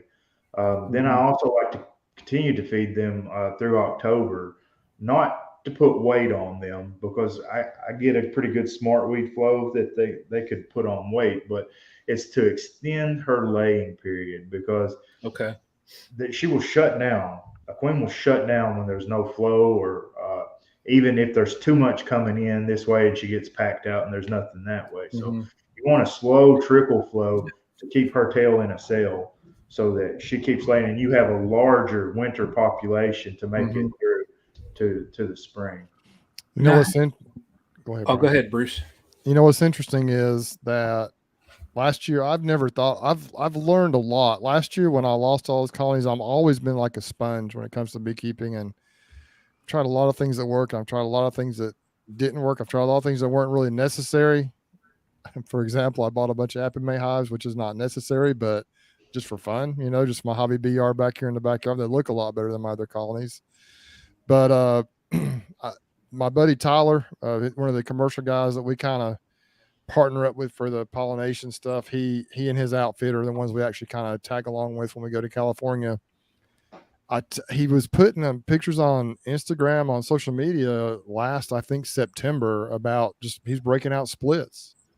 And honestly, all of us around here try and get our bees as close, on cotton, because it just saves the bees down here. And so, but I said, man, I mean, you're doing splits in like September, I think even maybe late September, early October. I'm like, what are you doing? And he said, well, he's like, the queens kind of shut down from that time in mid-July, like late June, early to mid-July, until cotton blooms. They shut the queen. There are no drones. The bees just shut down. They kind of go into it's a dearth, and they don't really do anything. They're just kind of angry. They're not real busy. They don't have anything to do. But if you got bees on the cotton, and then again in the fall flow, the bees get busy again. And like what you're talking about, everything ramps up again. You see drones again, and he breaks out splits. Then he breaks out splits with cells, and he makes a lot of increase right then. And I had never thought of that. I've never thought of doing splits much past July or August. I'm like, man, I don't have time to build up, but he's had tremendous success with that. And so kind of the principle you're talking about, feed them, keep them busy, keep that queen working, and, keep them thinking there's a flow, and they'll continue to produce for you, I guess, and continue to make bees. They don't view honey stores as incoming food. They view nectar or feed coming in. That's a stimulant. She will lay. It doesn't matter how much honey she has on her. If there's nothing else coming in, she's going to quit laying. It has to be incoming. That is a great comment and principle, because up until really probably 2 to 3 years ago, I thought honey was probably their preferred food source, but honey is not their preferred food source. The bees' preferred food source is 100% nectar. Honey is like, when we put food storage away for ourselves, that's what honey is basically for, right? I mean, they just store it for the future use, and when they need it, they eat it in the wintertime. But you give bees, like if you set frames of honey out in your bee yard, like say, for example, you harvest honey, you set the bees out, the cappings out for the bees to clean up. If there's a honey flow going on, they almost won't even touch it. Because they're out there getting that nectar. That's what they really want. That's what stimulates the brood production. That's what stimulates everything. And I learned that principle. Really, if you want to know if there's a flow going on, set a bucket of sugar water out there to open feed your bees. Just set a quart, however much. And if there's a flow going on, that bees won't touch that sugar water. They just fly right past it and go out there with the flowers that are blooming. And you can tell real quick if there's not a flow going on, because before you set it out there, you're loading off your truck. If there's not a flow, they'll be in it. They'll be on it right away. And that's something I've learned as well in the last 2 or 3 years. Russell asked about OA. For me, I don't measure OA. I fill the cap up heaping. It's inverted. So, I mean, I'll have it heaped up in that cap, and then I just stick it on there, man. I don't measure it because I don't seal up my hives. When I use OA, I let it roll. Yeah. So back there. Yeah, back to the mite treatment a little bit. We talked about this a little bit. You say you use kind of the amatraz-based products, the OA. You mentioned that. Tell us what your treatment schedule is with that, Gus. I thought it was interesting. Well, for me, I try to get my honey off by usually the end of September. Sometimes I may be looking into first week of October. Just really depends on how the weather and stuff goes. But I try to have it off then. As soon as I pull honey off, I want to have my mite mite treatments on. And So that's you pretty put good. like say for example, maybe Apivar strips right when you pull that honey off. Let them go their full cycle, however long that is, and then Yep. you say something about spot hitting them like around Thanksgiving, right, with oxalic Thanksgiving. acid. Around Thanksgiving time, it's usually getting pretty cool. They're not broodless all the way yet, but things have they've shrunken down. They've lost a lot of that field force from the summer, from the honey flow. They've kind of died back, and you're seeing that initial winter shrink down, um, and that's when I follow up with oxalic acid as a cleanup cycle. It's interesting here. I'm looking at my email. I got David Wisenhunt got through to me with about the hive tool. He's in Spokane Valley, Washington, and I've got relatives that are from out there, and that's also where Nice. Larry Lee's from out that way, I think. So Yeah. One thing cool. I do differently with oxalic acid though is I vaporize from the top down. Okay. That way, yeah, that way it gets the entrance. It's I feel like you get a better pull through. All my lids have an upper entrance cut in them. My migratory lids, it's a 1/2 inch dado cut halfway through the lid. Okay. I prefer to have an upper entrance. If you're using a telescoping cover, you have a notch in it. Yeah. That's what I vaporize through. I feel like you get a better pull when it pulls it down, sucks it down through, and it comes back out. Interesting. See, I always thought that the heat would rise is kind of the principle I thought, but When I watch it, when I actually see it and watch it going, it sucks. Like, wow. Okay. and then it just kind of slowly billows out the entrance. That makes sense. Huh. Yeah. That makes total. I never thought of that. So Yeah, I never did either. I need to put some, and one thing too that do you use just a standard, what type of vaporizer do you use? Do you use like I use a John O's Easy Vap. He's not making them anymore. It's a lot like the Laurel Bees one. that principle? It's that principle. Yeah. Yeah. It's that type of thing. I know that they have the big commercial ones that are very expensive that they're, and Yeah. I think Rob might be working on something like that. We've talked about it. I'm not sure if he where he is with that, but those jokers just like a vacuum cleaner. You stick in the I would front. love to have a model that I don't have to bend over. Yeah, I think that's kind of the goal. I know that Bob Benny had one that he was using where it just, it's like you stick it in the entrance. It's like a vacuum cleaner. You just pull a trigger and boom, it just like in 5 or 10 seconds. But those things are $3,000 or $4,000. So it's like you're buying a small car. Yeah, it's like you're buying a pallet of these jokers is what it's like. I mean, my word, Shoot, my work truck cost me like $5,000. So I hear you, man. Mine is just, it's still plugging along that old Toyota Tundra. I bought it with 169,000 miles on it for just under 10 grand. And from up north, it's all rusted out and I put a lot of work into it, but it still rolls right along, man. Honestly, I don't see investing a lot of money in oxalic acid. It's a good cleanup treatment, but it will break your heart using it as a standalone treatment. You're going to end up with some devastating losses. It's just not.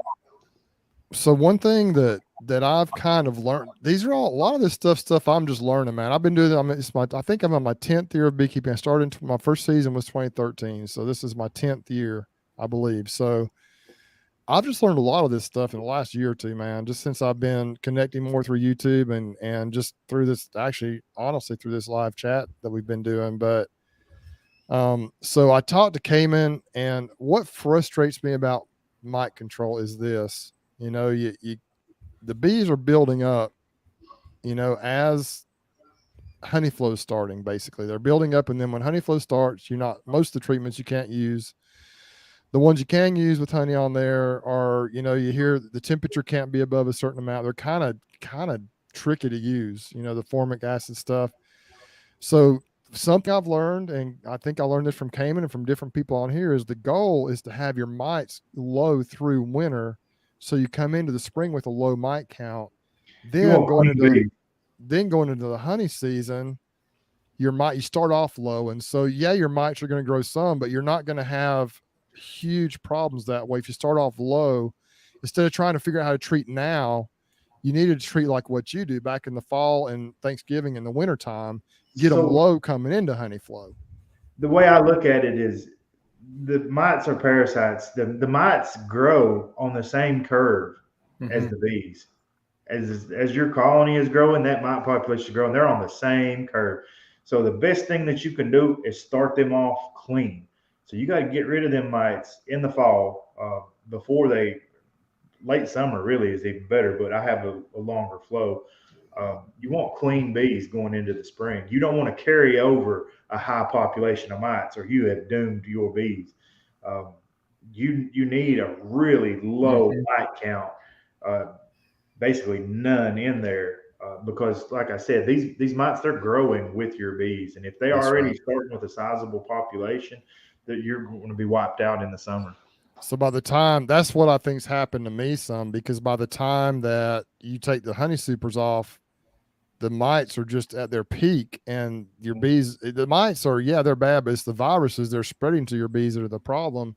And so even if you get the mites down, then, you know, if they're loaded before you ever start, I mean, This is you're a why big, mite strong. resistance traits are so important, Bruce. It's because this in between time that between the treatment and stuff, it's so important that your bees have uh, weapons to use, mechanisms of resistance, grow sensitive hygiene and grooming behaviors, allo grooming behaviors. This is what they use to keep that population balanced. I noticed that Jose checked in, California beekeeper. We were talking about your queens a little bit Yeah. earlier, Jose. I appreciate that, man. So far, a weekend, they look great. Beautiful queens. But we've done a little talking on here about queens and traits, and I know Jose's working on some of those same type things.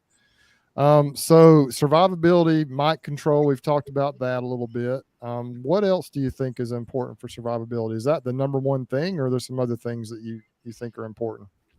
Oh, hygiene in general is very important. You need hygienic bees that, like most beekeepers nowadays, or not nowadays, let's see, beekeepers that are newer beekeepers, say in the last 5 to 10 years, a lot of them have never seen chalk brood, whereas chalk brood used to be everywhere. It's like you've always seen chalk brood, but now you have the VSH has bred the hygienic behaviors have just been bred into almost every kind of bee possible out here. It's so saturated everywhere that every colony is going to have some degree of hygienic behavior.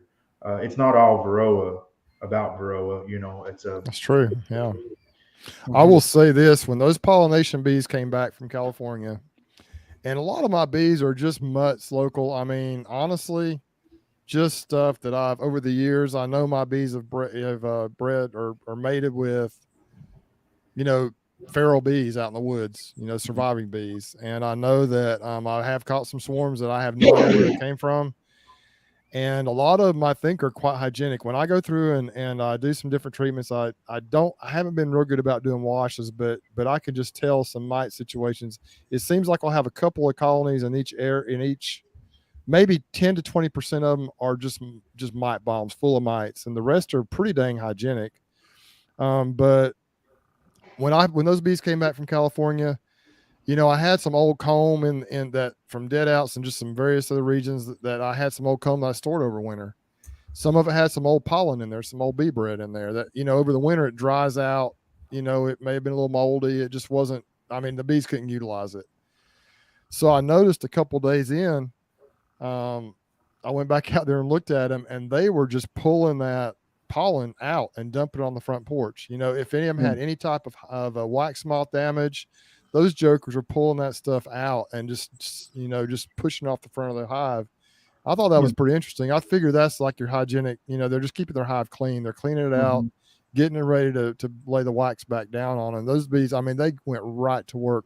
We got Tim Ives in here. Tim is a mentor of sorts for me, taught me a lot of principles. I appreciate you being in here, Tim. He's from up in northern Indiana. That's the guy right there that has really good hygienic bees and builds these monster, massive honey producing machines. Yeah, I've seen Tim's post on Facebook. I just really, so if you go way, way back, anyone on here, and I think I mentioned this before, you go way, way back to like 2015. I was intrigued. This is a brand new beekeeper, like my second or like my third year, I think. And I saw one of his videos on YouTube.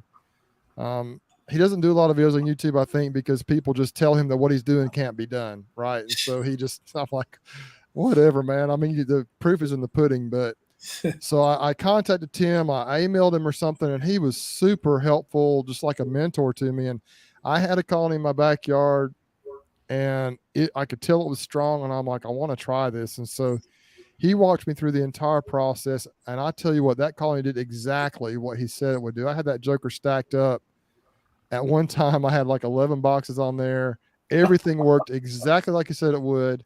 Total boxes, the 3 deep, and then the 7 or 8 on top. And I harvested 315 pounds of honey off of that joker. And but I haven't been able to imitate it, but I do still utilize some of his principles, letting the bees kind of do what they can do. And yeah, Tim says patiently waiting for spring. I mean, you guys up north, it's been brutal this year. But Yeah. anyway, thanks for coming on, Tim. I appreciate you checking in, man. I've mentioned I did get some queens from Tim, and the ones that, I was a new beekeeper. I didn't introduce them properly, but the couple that survived, I just got a very few. The couple that did well did extremely well. And he doesn't treat, he doesn't feed. But he does set his bees up and give them the best opportunity to survive. And so I think we need, more genetics like what you're talking about, Gus, what Tim tries to do and what Corey's doing, and just a combination of everybody. And I think, Jose's trying to get some of those things going, and just, there needs to be more selection process from every beekeeper from back absolutely. Yeah. Tim says here, and it was so much fun, man. It was fun taking a random person to walk through. It was awesome. But it really, with his system or with these great big mega hives that you develop, it is so much, I think, genetics, man. And we've talked about that a lot tonight. The genetics is so important. Mm-hmm. You can't make a 3-box queen into a 10-box queen. It just doesn't work that way. I mean, like Tim runs those humongous hives, but I'm the opposite. What he does is working. It works great for him. I'm not saying anything otherwise.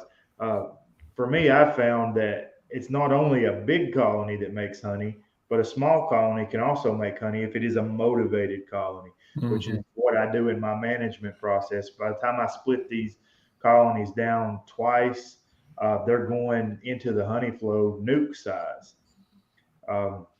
Yeah, the motivation is key, and I agree with you there. That's a good way to put it.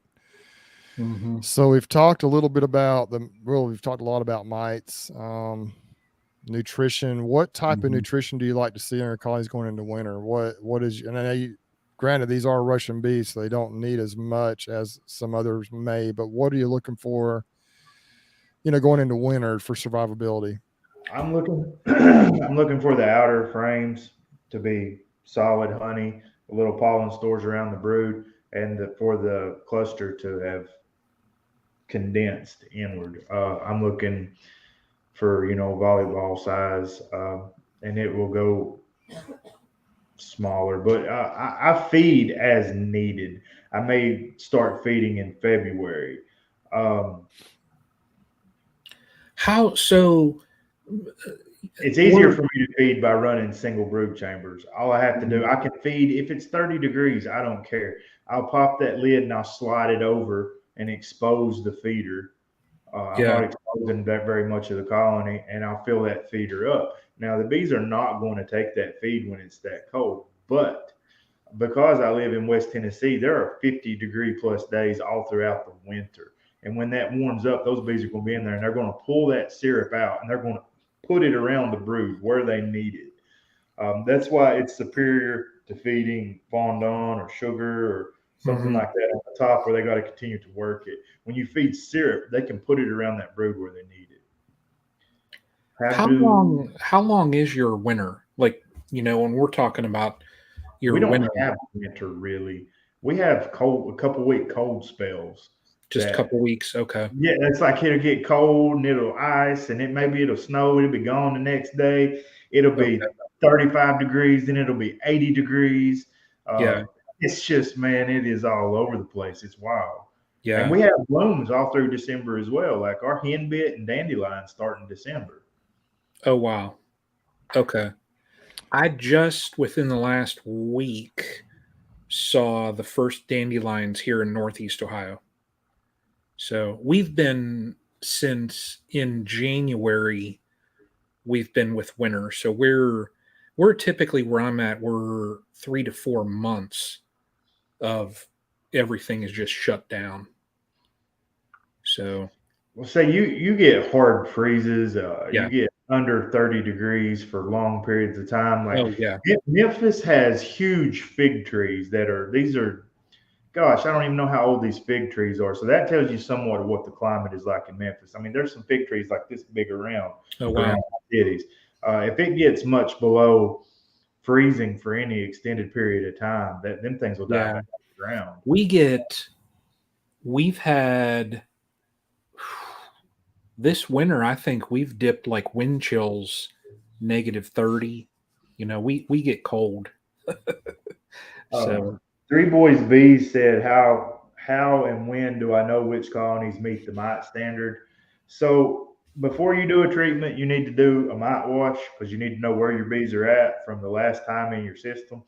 Uh, you don't need to test every colony you have. If you have 30 hives in a yard, you may do 2 or 3 colonies. You'll pick them at random just to represent a percentage of those, and you'll do your alcohol wash. And then after your treatment cycle is over and you feel like you've accomplished what drop you're going to get, uh, you'll do an alcohol wash again. And you may use the same colonies or it may be different colonies. It's up to you, but that's pretty much how I do it. Where in the country are you based out of? What have your challenges been as a breeder this year? So I'm based out of the Memphis metro area, which is a tri-state area. It is northeast Arkansas, West Tennessee, and North Mississippi. The challenges that I've faced this year is the very inconsistent, unproductive weather. Uh, we've had lots of blooms and very, very little nectar because we don't have the temperatures or the weather. We'll have wind storms that will rip the blooms off of the trees or bushes. We'll have heavy rains that will beat them off and wash them out. And then we'll have small cold snaps where, I mean, I'm not talking like it's freezing weather, but it's low 40s or something. The bees aren't really flying, even when it's in the low 50s today. Nothing's making nectar. So that's been the challenges for me this year. I'm a good 2 weeks or more behind. wow. And I've started losing some swarms, but I didn't push my bees and go ahead and make my splits early because I've been through that. I've been the eager beaver before, and I've went to yards and you pull up and open the door and it smells like death because you have so much chilled brood and dead bees in your nukes because you split them too early. And then that is devastating loss for you because you've done pulled all those resources out of those colonies. They're not going to jump and lickety split and make them right back for you. So for me, when I make the decision to start pulling those resources from those colonies, um, I need to be certain of the weather. I need to know too that when I make these queen cells, that these queens when they emerge, that they're going to be able to take and get mated and be successfully mated and well mated, that they're not going to run out of semen over winter and just be garbage. So it's been a challenge for me. The biggest challenge is honestly the customers.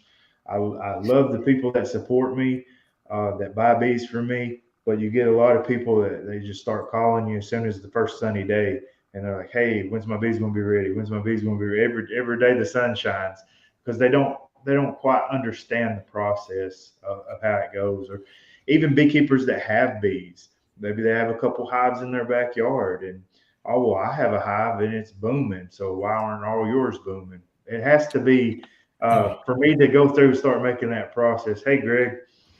Look who showed up, man. Yeah, I bet you're tired, Greg. But yeah, that's been the drawback for me is this crazy weather, man. Because when you start doing this undertaking of your splits, it's a real time commitment and process, man. I got to start a cycle because you're raising queens on a cycle. These cells are ready. You got to be able to pull them. You got to be able to place them. you got to start pulling this brood. It's not a onesie twosie. I'm gonna split this hive. I'm gonna split this hive. You need these nukes getting ready at the same time. So it's having customers understand what their provider is actually doing, I guess, is a big challenge. Yeah. Yeah, and I think it sounds to me like a common thing, common theme countrywide, or all of you guys anyway. It's just been the weather's been just Man, it's nuts just this year. It's just, and the problem is, I don't think it's so much the cold, it's just the inconsistency of it. Like down here, like I was saying, and we're further south than you guys, and so it's not, we're not at the extreme of any of you guys up north, but man, it's just rainy, then it's windy, then it's cold, they're chilly, really then it's starving to cold. death. I'm saying, man, because it's warming up. Yeah, The bees are yeah. building up, but there ain't nothing to That's what I was telling you. I was glad I had that fondant that time because I didn't have a chance. I went through them. I didn't have a chance that day to, I mix up some food for them, and I was kind of desperate. I'm like, oh my gosh, I'd order that stuff just to try it out, just for fun, and I think it saved them. The next week, I put some sugar water out on them, open fed them, and now they seem to be doing okay. But man, had I not, they were literally out of food completely. I mean, maybe a little bit of pollen in some of them, maybe a tiny bit of honey in some of them, but those smaller splits I've made, I mean, literally just empty comb and a few bees. Queen's trying to lay, but just no resources. It was really pretty scary. Greg, man, what's up, dude? Too much. I'm sorry I missed the show. I was looking forward to chatting with Gus and learning more about that. But the good thing is I can just listen back and check out and see what you guys were. Hey, we've had a great time. Gus is a wealth of knowledge, man. He's given us some really good. I've learned some things tonight. A guy just asked, is there more money in honey or bees? Bees, man. Bees and queens. There's a lot more money because there's always going to be a large commercial outfit that's going to outsell you when they're selling their honey $1.80 a pound. That's not something that you can compete with, but you can compete with quality queens and local nukes and make a lot more money, man. That's guaranteed money up front. So you get 2 nukes off that colony at $165, $170 a piece, but maybe you make 2 buckets of honey and you're lucky to get $3 a pound in the bucket. So you make $185 a buck, and it's not guaranteed with that honey. That early money is guaranteed. So always get your guaranteed money. I like it. One of my problems with selling bees is, man, the confidence, I just want to make sure that I don't sell junk, and I don't know that I've sold a few nukes here or there, and usually what I sell are my strongest nukes, and then I kind of mess myself over because I sell them my best stuff, and typically people have been pleased with the bees I've sold them, but I just I need to get that figured out. Tim Ive says honey, but Tim he probably averages 200 or 300 pounds per colony, and so that's what he focuses. Everybody's got their own thing down here in the South. I know down in Florida, what's happening is these big commercial operations are coming down and dropping, hundreds of colonies down there that they're done with the almond pollination. They'll come and drop them down there in Florida, and it's really they're really kind of messing over the local people. And so they're having to shift to bees and pollination because they can't make the honey they used to make. Because all these people are in there just sucking up all the resources with all their bees they're dropping down there, and so that's kind of a problem they're having. So Greg, tell us what's going on in your neck of the woods, man. Just dealing with the same things everybody else is, trying to get a jump on spring and get boxes set out and new yards ready and get all your queen mating stuff ready to go and lined up. Our weather's changed, and we've got crab apples starting to bloom. The red buds are starting to bloom. The pears have already been on. It's full on. It's just tricky, because it's been so wet, and then we had snow and sleet yesterday. But the bees don't care. They're not looking at that calendar. They're looking at the available food and forage. And as far as they're concerned, they're ready to go. So it's now trying to, I know Brian, you've been out here to the new place, but where we're at, it's like 3/4 of a mile or almost a mile from one end of the farm to the other, and it's on top of a ridge, and it's just big up and down, and I pushed it a little too hard, and I was trying to get to the very, very backyard, and anyways, I got hung up and had to walk all the way back in the dark and get a tractor and go drive all the way back. And luckily I had Nate with me here, and he was able to jump in the truck and me in the tractor and got out of the mud pit. It's just, it's funny because last night I just gave a talk at a bee club here in Ohio. And as I kind of ended, I was talking about a book by Ernest Hemingway, The Old Man and the Sea. I've talked about it before. If you haven't read it, you should. But we can all learn a lot from that. When you get to that point to where you push too hard and you push too hard and you push too hard, there is always hell to pay, it seems. And knowing where that line is, and I'm sure you guys have talked a lot about that, is I'm sure, growing, finding that line, what to do, how to kind of go about those things. When you're in this growth stage of being a sideliner, it's 11 o'clock at night, 2 o'clock in the morning, 3 o'clock in the morning, or you're out unburying a truck in the mud because you're just digging in literally to get it done. But that's kind of where we're at right now. We're got the first package run done. We're getting ready to come up on the second package run this weekend. And so we're just getting everything ready here. I'm surprised I have any signal here, but we're in the supply shop right now. Yeah. Are you, Greg, for this run, are you going to be going like through Ohio? This runs Ohio. Yeah. We'll hit Cincinnati, Cleveland, or Cincinnati, Columbus, Cleveland, and then back home here in Zanesville. And then we're kind of done. We've kind of just kind of tightened up the route, and it's working out real well that way. So, yeah. Are you going to be going through Cleveland on Sunday? Sunday. Yep. The Cleveland stop is Sunday, about Streetsboro area. Yeah. You're gonna stop in and say hi. You're gonna buy us coffee and a hot dog from the gas station. We're gonna go all out, aren't we? If you remember, text me when you're a little bit out from there, because I think that's only a half an hour drive from me. So, gotcha. Yeah, I'll grab coffee and stuff. I'll bring it out. Who is it? You and Dan?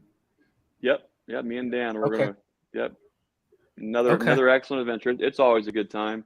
But okay. Anyways, so that's what we're up to. You guys, I bet you guys are having fun talking with Gus, learning all kind of different. I'm sure Gus has a different way to probably do everything, which is fun to kind of see how Gus does stuff. Mm-hmm. It's been a really good chat. Gus has been super. You've been awesome, Gus. But I did have a question, Gus. The first video of yours that I saw, or one of the first that I saw, was the one, and this is an interesting principle. Maybe Brian, I don't know, Greg or Gus, if you remember the name of this video. Maybe Brian, you can look it up, and post it down there. But you talked about introducing new foundation in your honey boxes.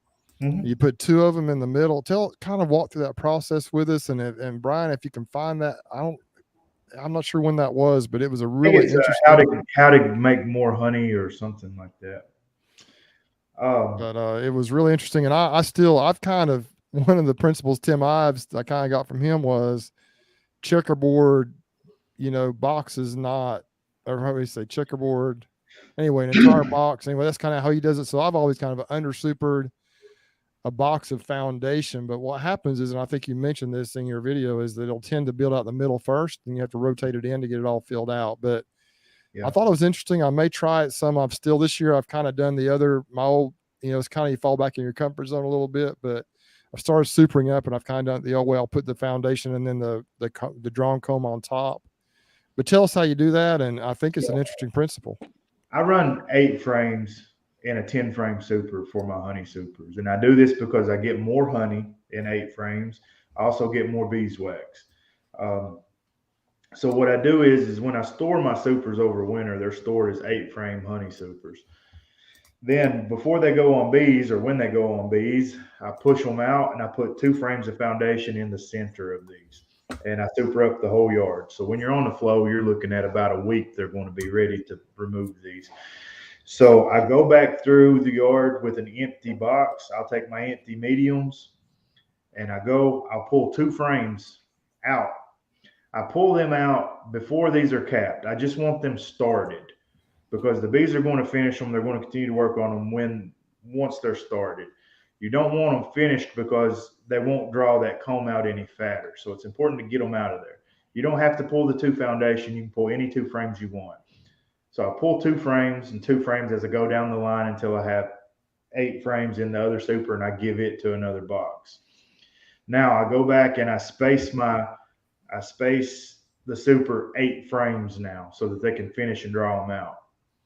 Then the next box that goes up, it will again have 2 foundation in the center. This continues to get me more and more drawn comb without using so much resources per colony. If you gave them a full box of foundation, it would take them considerably longer. You would have to manipulate the combs a lot more by moving the outsides in and reversing.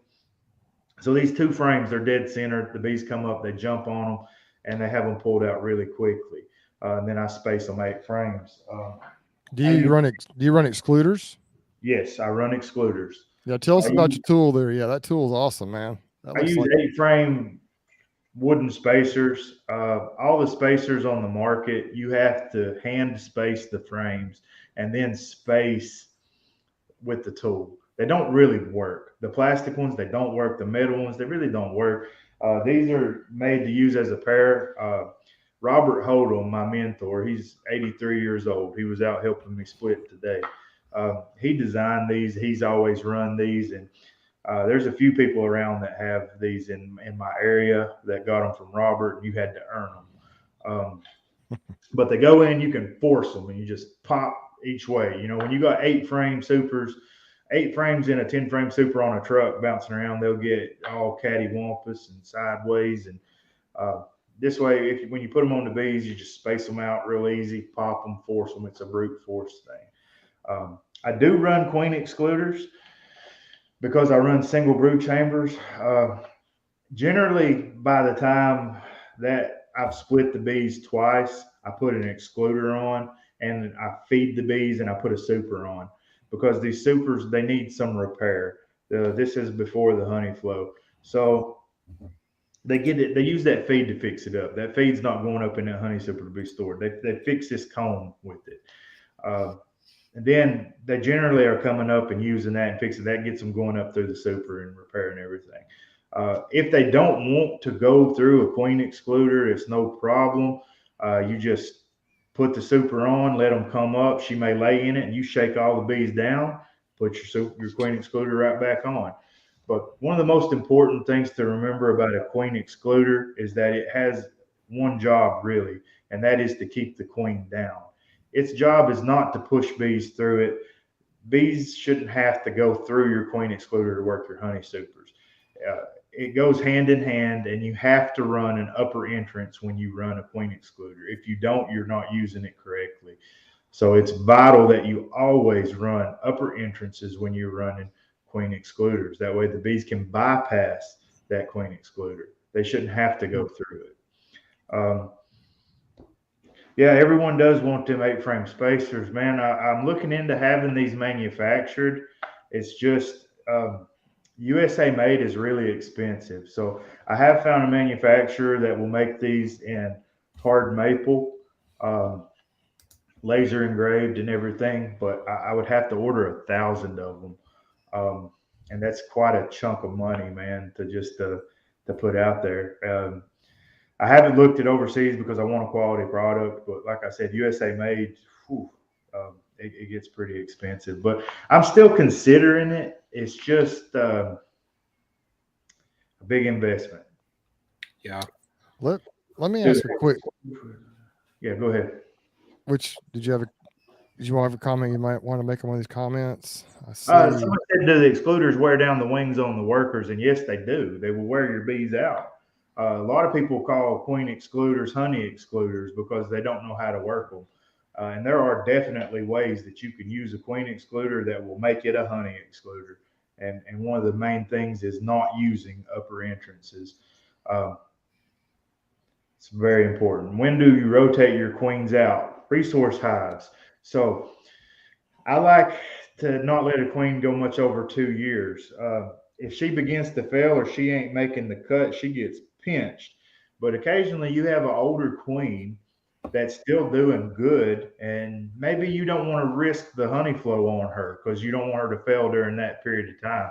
I pull her out and I put her in a resource colony, and you know, I mark everything with duct tape. I use duct tape notes. Cut me a strip of duct tape off and write on a Sharpie so I keep track of everything. Uh, 9 times out of 10, they're going to supersede that old queen within the month. But sometimes she'll get going pretty good. But that's what I like to do with the older queen. Uh, if she's an older breeder queen, especially, I may, you know, rotate and graft from her next year. There you Matt, go. I guess reach out to Matt and see what he can do. Okay. Matt's. I tell you, Man, Matt is awesome. I've had 8 quotes out, and it was shocking some of the prices. Yeah. There's a small manufacturer up in the New England area, though, that came back. They make toys with the best price, but yeah. Reach out to him. Who knows? Anura at Pierce Beekeeping, man, he helped me out a whole lot with this. I came to him with the idea, and he helped me get the drawings done because I didn't know anything about manufacturing, guys, and you have to have drawings, like real drawings that they can plug into their machines and look at. You can't just say like, "Hey, can you make me this and send me a quote?" They're just gonna be like, "Get out of here." So you have to have actual files and drawings with all these exact dimensions in certain ways. And Anura at Pierce Beekeeping, man, he really helped me out with that. That guy is all about beekeeper innovation and good products. He's a really great guy. So it's a good company to support. Man, so here's a dilemma we run into every week, Gus and Greg and Brian. You know this. So we've been going for 2 hours and 8 minutes. I look down at the number of people watching this thing, and we're almost at the top of the number we've had watching this thing. Yeah. So it's like, my goodness. I mean, we start off thinking our goal is 2 hours, and then we get 2 hours in, and we're at the top of our peak as far as the number of viewers. People have been checking in and out the whole time, and we're still running a pretty good number of people. So what I would say is this, everybody, if you have any quick questions for Gus, if you just kind of put them in the comments in all caps.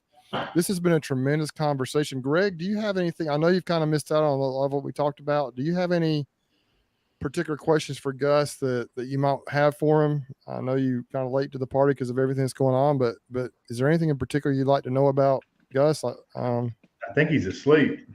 Yeah, he's tired. Well, I'm sorry, guys. I'm halfway in and out. I'm going to ask a question, and then I'm going to go jump off and wash the blood and the mud off and get a bite to eat. And I'll listen back to the answer. But Gus, I was wondering, I didn't catch, I haven't got caught up on all things Gus Mitchell yet. Looking forward to, but I think a lot of folks who are checking out these streams, they might be somewhere between backyard scale to sideliner scale. Probably not a whole lot in the commercial arena. And I think a lot of folks come to us with questions about how to grow, why to grow, when to grow, what to do, things like that.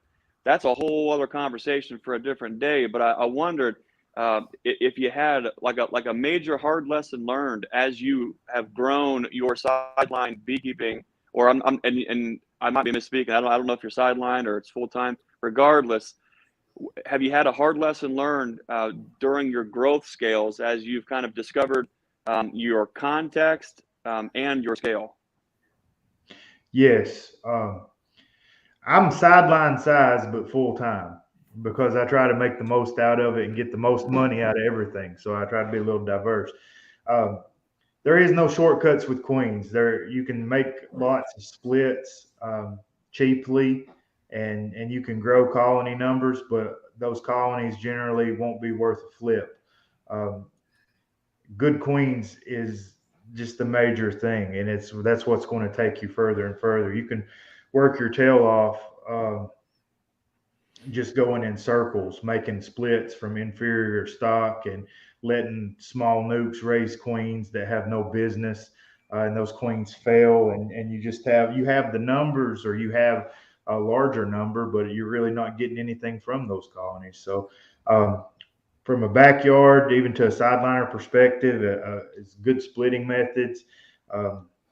for just my personal opinion, don't take offense, if anybody does these things, but walk away splits, forget about that method. It's a garbage method. It raises garbage queens.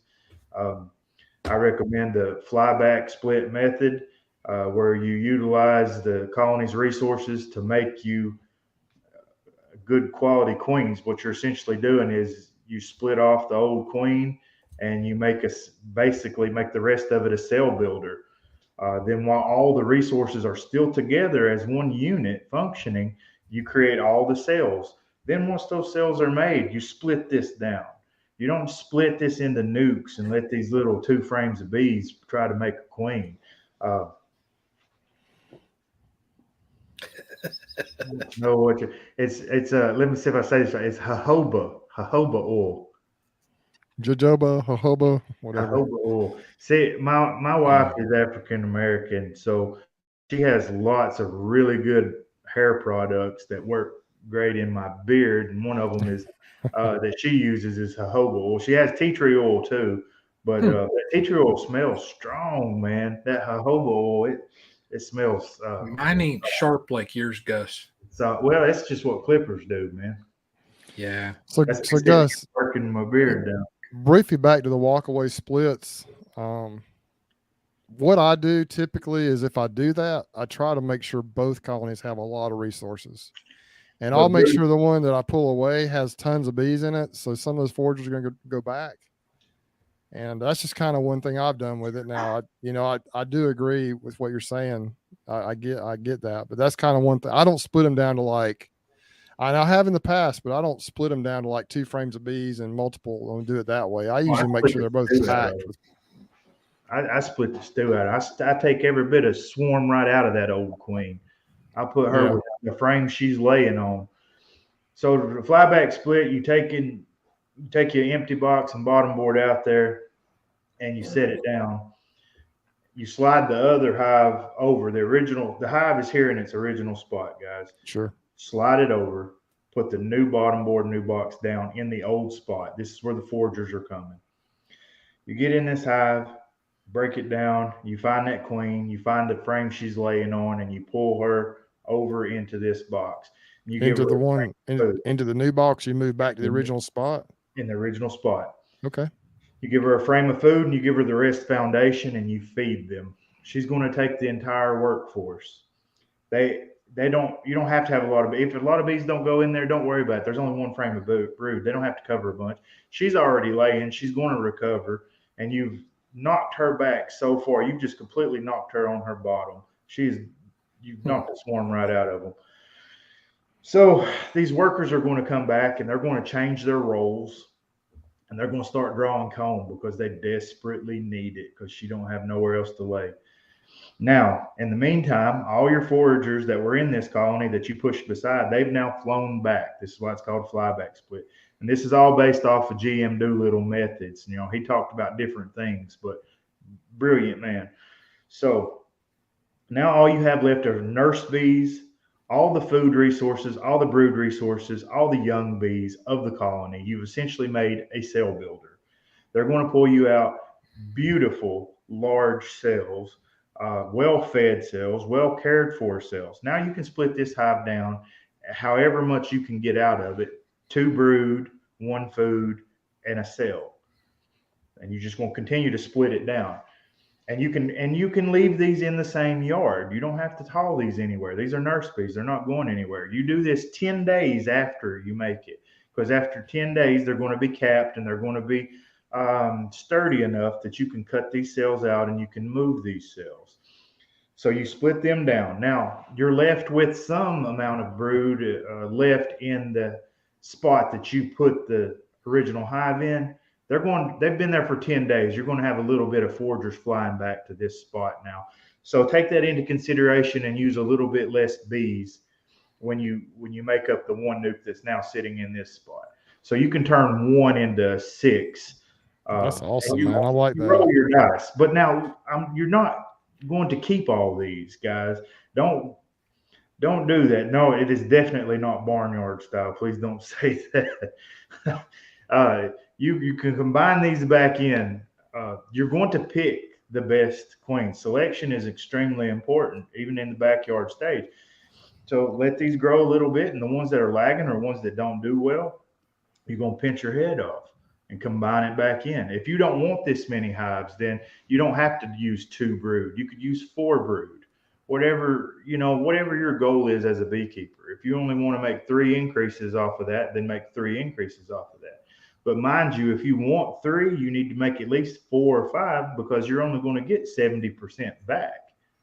Now, you may get lucky and get 100% back, but it's not very often. And you can always combine. There's nothing wrong with combining. It's one of the most undertaught techniques there is in beekeeping. Everything isn't sacred as these colony counts goes. You can combine these bees and utilize them, and pinch your old queens. Go out. If you got a bunch of other colonies, pinch their heads off. And if you have one great colony that you want to raise these cells off of, do the other colonies at the same time. When you go into these less desirable colonies, cut the queen cells down and use the queen cells from your best colonies. That's interesting. I like that. I'm going to try that. I mean, there's and you've heard of the tearing off split, I guess, probably. You heard of it. That's kind of a similar principle. You're taking the queen away, you're kind of you're taking her away. You're leaving her there, but what happens is all the foragers go back to the home where everything is. Basically the brood is all in there, and you just leave that new queen with very few resources. But I've always taken, I've done a couple of them just to kind of play around with it. I think I've done 4 all successfully, but I've always taken the queen away. But in this particular case, leave the queen there and take the original colony away a little ways or whatever. And that totally makes sense, man. I like that principle. It's good for the backyard beekeeper that doesn't have out apiaries. Now you don't have to move these nukes. They're good to go, and you can always just combine back in, guys.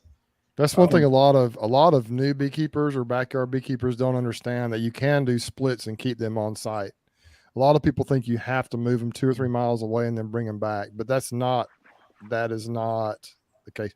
Don Bearden has a great question. And do you use newspaper combiners, or how do you combine them back? I do not. So it doesn't take a colony very long to realize that they're queenless. If you're not going to have fighting. So you have a nuke that has a new queen. She's got all these good smells coming off of her. She's laying. She's doing well. And you combine this nuke into a colony where you've killed the queen, you're not going to have any problem.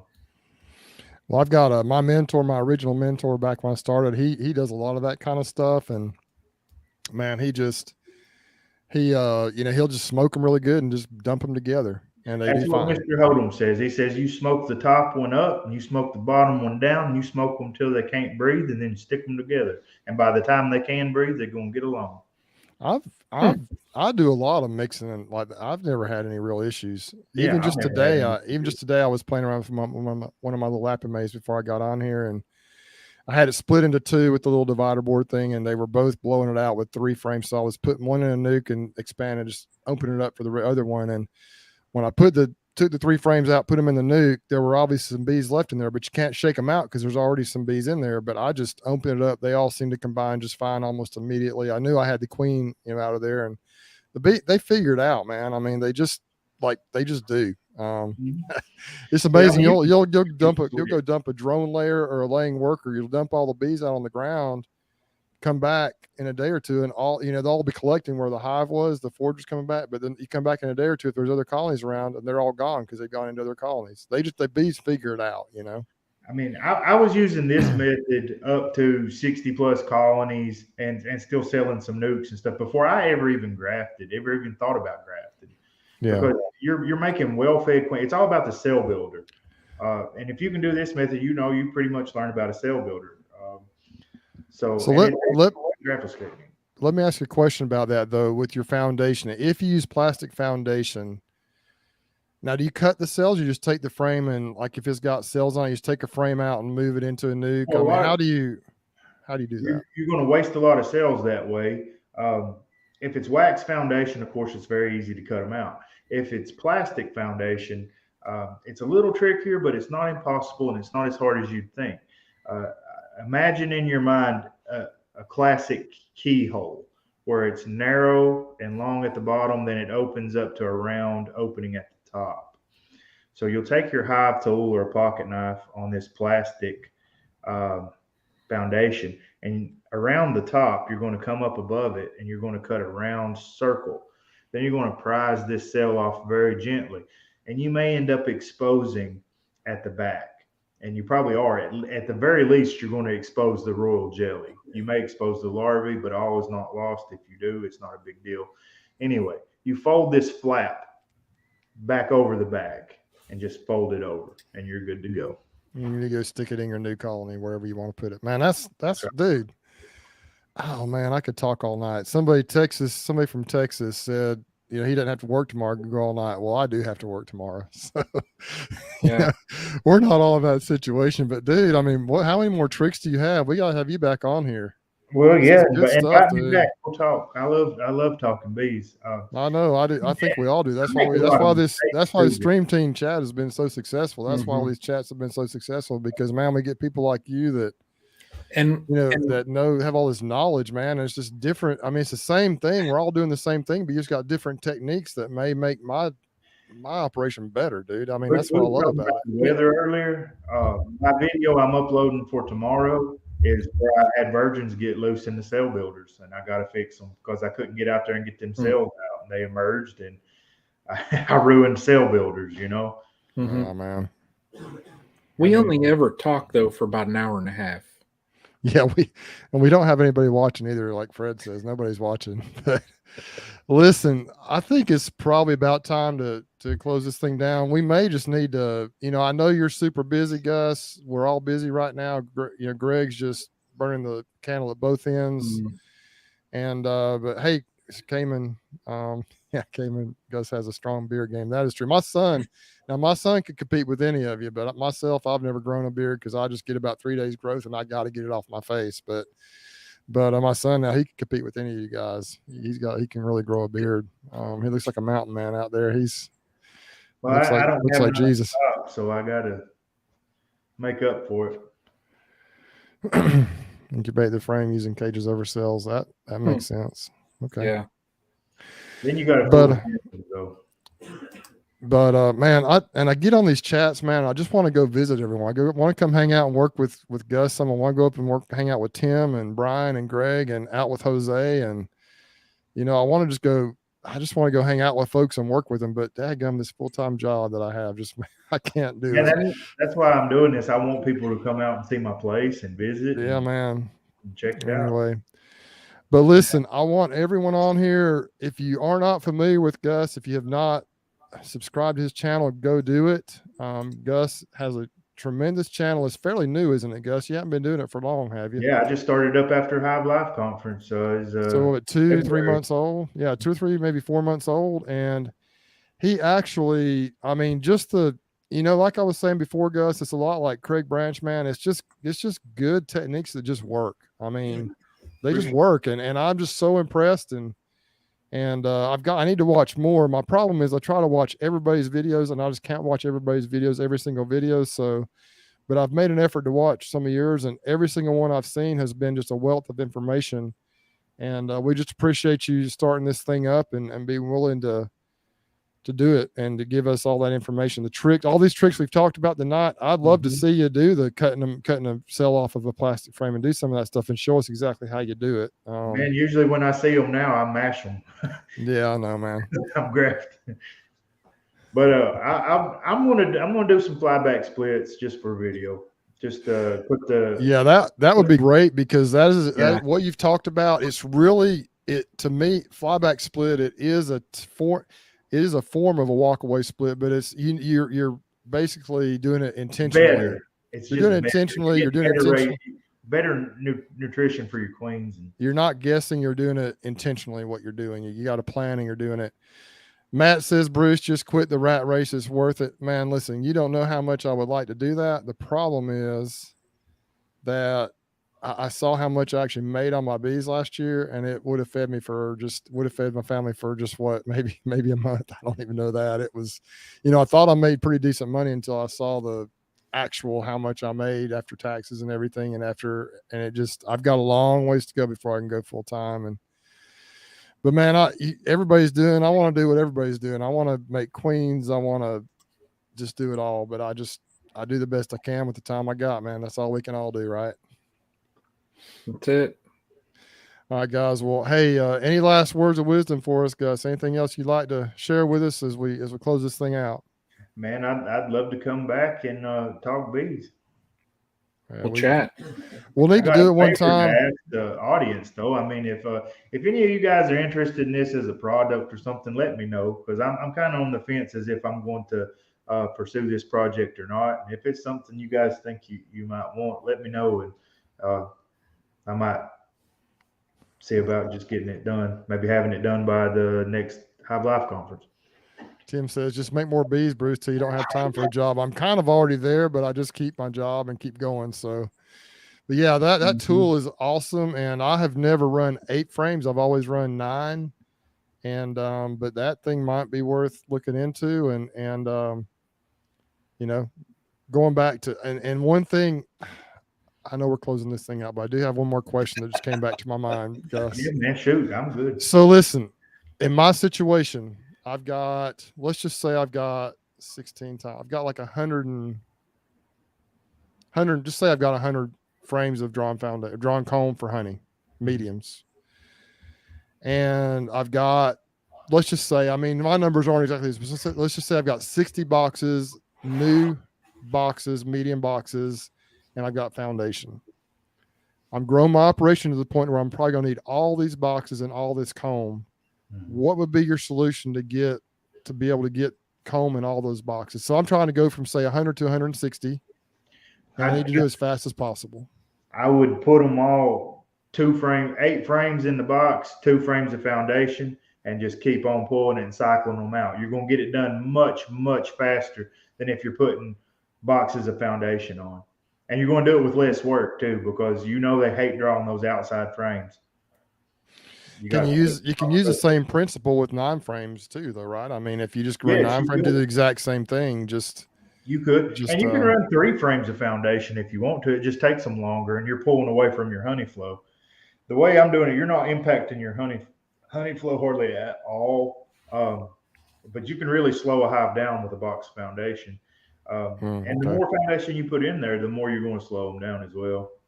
So the goal for me is to do it with the most increase for me with the least impact on the bees. All right. Well, let's wind this thing down. Brian, any words of wisdom, any thoughts, any comments here? I got nothing. Everybody go check out Brian's channel if you haven't, at Castle Hives. Brian has some really cool things. He's got these little don't even mention them. These little 3D printed.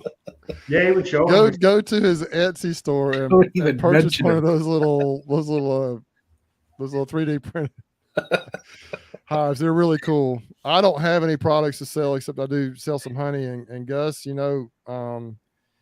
anything, I know you've introduced this tool that you're thinking about selling. Anything that you sell right now that or anything in particular that you'd like to share with the audience so they might can get from you, or any ideas? I know we've talked about a lot of ideas, but anything else you'd like to add? For all you guys to not be afraid to cut a queen into, to really take more consideration into your selection process, no matter what size beekeeper you are.